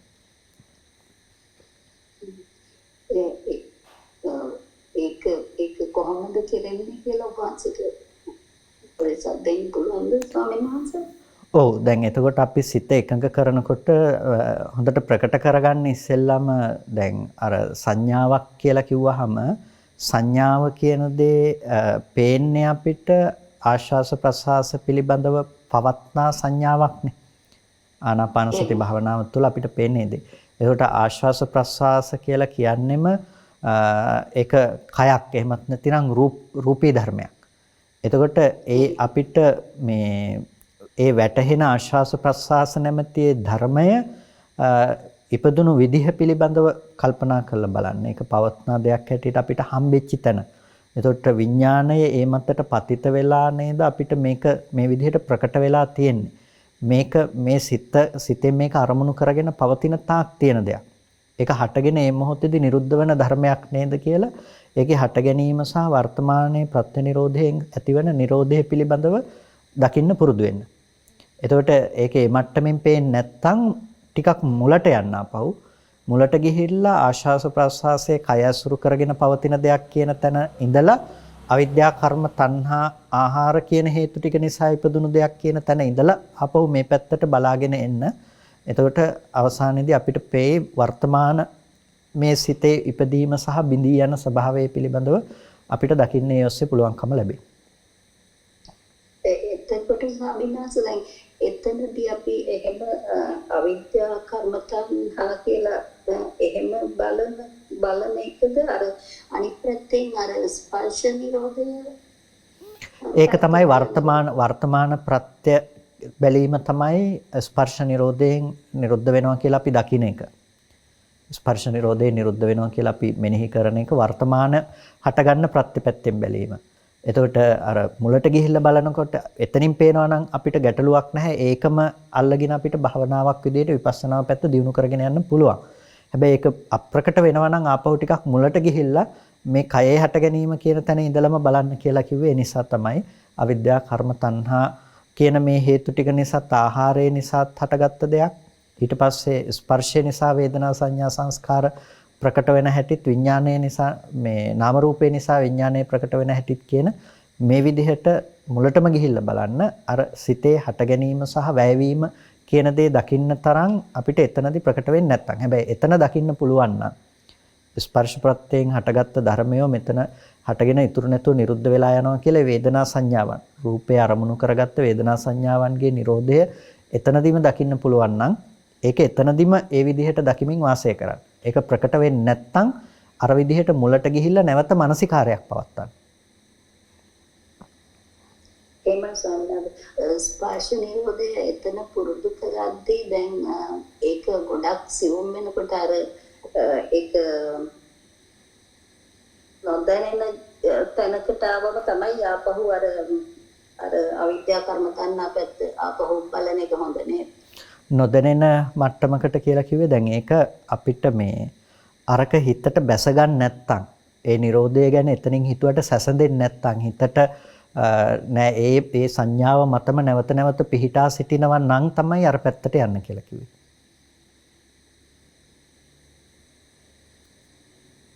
ඒක පැහැදිලිද? සංඥාව මතම පිහිටලා තියෙන එක තමයි ප්‍රශ්නේ. ඒ කියන්නේ ඒ සංඥාව තියෙනවා. දැන් අපිට දැන් සංඥාව කියන දේ රූප ආශ්වාස ප්‍රශ්වාස නැමැති රූප නිමිත්ත මතනේ ප්‍රකට වෙන්නේ. ඒකනේ අපිට සංඥාවක් විදියට ප්‍රකට වෙන්නේ. ඒකෙත් මතනේ අපිට වේදනාව කියන දේ ප්‍රකට වෙලා තියෙන්නේ. එතකොට මේ ආශ්වාස ප්‍රශ්වාස නැමැති මේ නිමිත්ත මත ස්පර්ශ ප්‍රත්‍යයෙන් වේදනාව සහ සංඥාව හටගෙන නිරුද්ධ වෙන ධර්මයක් මේ ඇසුරු කරගෙන පවතින්නේ මේ විඥාණයෙන් නිසා නේද මේක මට දැනෙන්නේ ප්‍රකට වෙන්නේ කියලා ඒ સિદ્ધාන්තය බලන්න පුළුවන් නම් එතනින් ඒ સિદ્ધාන්තය දිහා බලන්න. හැබැයි ඒක ප්‍රකට වෙන්නේ නැත්නම් අපිට ආශ්වාස ප්‍රශ්වාසයේ පමණක්ම ප්‍රකට වෙනවා නම් ස්පර්ශ ප්‍රත්‍යයෙන් ඉපදුණු වේදනා සංඥා මාත්‍රයත් නිමිත්තත් දෙකක් විදිහට පේන්නේ නැත්තම් තමයි අර මුලට ගිහිල්ලා බලන්න කියලා කිව්වේ. එහෙමයි ස්වාමීන් වහන්සේ තේරෙනවා. බොහොම පිං ස්වාමීන් වහන්සේ. හොඳයි තේරුණා. ස්වාමීන් වහන්සේ තව ප්‍රශ්න තියෙනවා. ඔව් අහන්න. දැන් අර බීජයක් විදිහට විඥානය අරගෙන ඒක පවතින තැන විදිහට අර පොළව වගේනේ ගත්තේ දැන් මේ ස්කන්ධ ටික. ඔව්. රූප වේදනා සංඥා සංකාර විඥාන කියලා. එතකොට මේ අතන බීජයක් විදිහට ගත්ත විඥානය කියන තැන ආපහු විඥානය කියන්නේ එතන අර අර මේ මූලික මේ දැන් රූපයයි චක්කු එතන අර ඇති වෙන චක්කු විඥානයේ නේද එතන විඥානය කියලා ගත්තේ රූපයයි ඒ කියන්නේ ප්‍රසාදයි එතන එකතු වෙන තැන තින්න සංගති පස්සෝ කියන තැන එන විඥානයේ එතන ඔවම එතනදී වෙන්නේ දැන් අර පළවෙනි කාරණාව තමයි බීජ සූත්‍රයේදී විඥාන ඨිති කියලා දක්වන්නේ චතුර්විධ විඥාන ඨිති කියලා. ඒ කියන්නේ රූප වේදනා සංඥා සංඛාර කියන ස්කන්ධ හතර. හැබැයි මේ විඥානයත් විඥාණයට ස්ථිතියක් වෙනවා කියන එකට තව සූත්‍ර දක්වන්න පුළුවන්කම තියෙනවා. දැන් ඒ පරයයට අනුව බීජ සූත්‍රේ පරයයට අනුව විග්‍රහ කරගෙන යන්නේ මේ විදිහ. මොකද ඒක ඒ අවස්ථාන රූපීව පුද්ගලාධ්‍යාශය අනුව බුදුරජාණන් වහන්සේ එතනදී දේශනා කරපු විදිහ ඒක. හැබැයි දැන් අනාථපිණ්ඩිකෝ ආද වගේ සූත්‍රවලදී දේශනා කරනවානේ ගැහැවිය ඔබේ හිතට විඥාණයට ඇස හැසුරු වෙන්න දෙන්න එපා, රූපය හැසුරු වෙන්න දෙන්න එපා, විඥානය හැසුරු වෙන්න දෙන්න එපා කියලා. එතන විඥානය කියන්නේ චක්කු විඥානය කියන එක. එතකොට ඒ කර්ම විඥාණයට අර විපාක විඥාණයවත් ඇසුරු වෙන්න දෙන්න එපා. එතකොට ඒ අර කතා කරපු කාරණාවම තමයි එතනදී ඒ කියන්නේ කර්ම විඥාණයට විපාක විඥානයේ පිහිටා සිටින්න දෙයක් බවට පත් කරන්න එපා. ඒ කියන්නේ චක්කු විඥාන වගේ අවස්ථාවල හටගන්න මේ විඥානය තමයි ස්ථිතියක් බවට පත් කරන්න එපා කියලා කියන්නේ. තව ප්‍රශ්න ගැටළු නැත්නම් අපි දේශනාව අවසන් කරමු. හොඳයි හැම කෙනෙක්ම කල්පනා කරගන්න සද්ධර්ම ශ්‍රවණය කළා යෝනිසෝ මනසිකාරයේ පවත්තලා වටිනා කුසලයක් සිද්ධ කරගන්නට යෙදුණා. මේ සිද්ධ කරගත්ත සියලුම කුසල ධර්මයන් අපි අනුමෝදන් කළ යුතු අයට අනුමෝදන් කරමු. පළමුවෙන් අපට අර්ථයෙන් ධර්මයෙන් අනුශාසනා කරන අපේ ධර්මාචාර්ය අවසරයි මාංකඩවල සුදස්සන ස්වාමීන් වහන්සේටත් අවසරයි මාංකඩවල නන්දරත්න ස්වාමීන් වහන්සේටත් ස්වාමීන් වහන්සේලා දෙනමටම උතුම් නිවනින් සැනසීම සඳහාම මේ කුසලය හේතුපනිශ්‍රේම වේවා කියලා සාදු කියලා පින් අනුමෝදන් කරමු. ඒ වගේම සියලු දෙවියන්ටත් අපි මේ පින් අනුමෝදන් කරමු. සම්‍යක් දෘෂ්ටිකාදී සියලු ඉෂ්ඨකාරකාදී දේවගණ සමූහයා මේ පින් සතුටින් සාදුනාදයෙන් අනුමෝදන් වනු ලබත්වා දෙවියන්ට අමා මහ නිවනින් සැනසෙන්නටම මේ කුසලය හේතුපනිශ්‍රේම වේවා කියලා සාදු කියලා දෙවියන්ටත් පින් අනුමෝදන් කරන්න. ඒ වගේම මිය පරලෝකීය ඥාතීන් මේ අවස්ථාවේදී සිහිපත් කරගන්න. ඔබ සෑම සියලු දෙනා නමින්ම මෙලොව වශයෙන් හෝ සාංශාරික වශයෙන් මිය ගිහිල්ලා යම් ඥාතිවරයෙක් පින් බලාපොරොත්තු වෙනවා නම් සෑම සියලු ඥාති වර්ගයාම මේ පින තමන් කළ පිනක් මෙන් සතුටින් සාදුනාදයෙන් අනුමෝදන් වනු ලබත්වා ඒ ඥාතීන්ට අමා මහ නිවනින් සැනසීම පිණිසම හේතුපනිශ්‍රේම වේවා කියලා සාදු කියලා පින් අනුමෝදන් කරන්න. ඒ වගේම අද දවසේදී ධර්මදේශනාවෙහි දායකත්වයේගෙන ඒ කටයුතු කරන පින්වත් පිරිසට වගේම මේ ධර්මදේශනාව සඳහා ආරාධනා කරලා ඒ කටයුතු සම්පාදනය කරපු අපේ මනෝරියම් ඇතුළු ඒ පින්වත් පිරිසටත් සෙත් ප්‍රාර්ථනා කරනවා. විශේෂයෙන්ම මේ පින්වත් පිරිසට අර්ථයෙන් ධර්මයෙන් අනුශාසනා කරමින් මේ පින්නතුන්ගේ නිර්වාණගාමිනී ප්‍රතිපදාව පැහැදිලි කරගන්නට ඊටමත් සත්පුරුෂයන් වහන්සේ නමක් විදිහට, කල්යාණ මිත්‍රයන් වහන්සේ නමක් විදිහට මේ පින්නතුන්ට ඒ උපකාරය සලසන ඒ මෙත්තා විහාරයේ ගෞරවනීය නායක මාහිම්පාණන් වහන්සේටත් අපි සෙත් ප්‍රාර්ථනා කරනවා. ගෞරවනීය නායක මාහිම්පාණන් වහන්සේට නිදුක් නිරෝගී සුවපත් බව චිරජීවනයේ සලසාගෙන අමා මහ නිවනින් සැනසීම පිණිසම මේ කුසලය හේතු උපනිශ්‍රේම වේවා කියලා සාදු කියලා හැමදෙනාම පින් අනුමෝදන් කරන්න. අනික් සෑම සිළු දිනාටමත් ධර්ම ශ්‍රවණය කළ ඔබ සෑම සිළු දිනාටමත් මේ උතුම් කුසලය නිදුක් නිරෝගී සුවපත් භව චිර ජීවනයේ සලසාගෙන උතුම් නිවනින් සැනසෙන්නටම හේතු පාරමිතාවක්ම වේවා කියලා සාදු කියලා පින් අනුමෝදන් වන්න. හැමදෙනාටම තෙරුවන් සරණයි.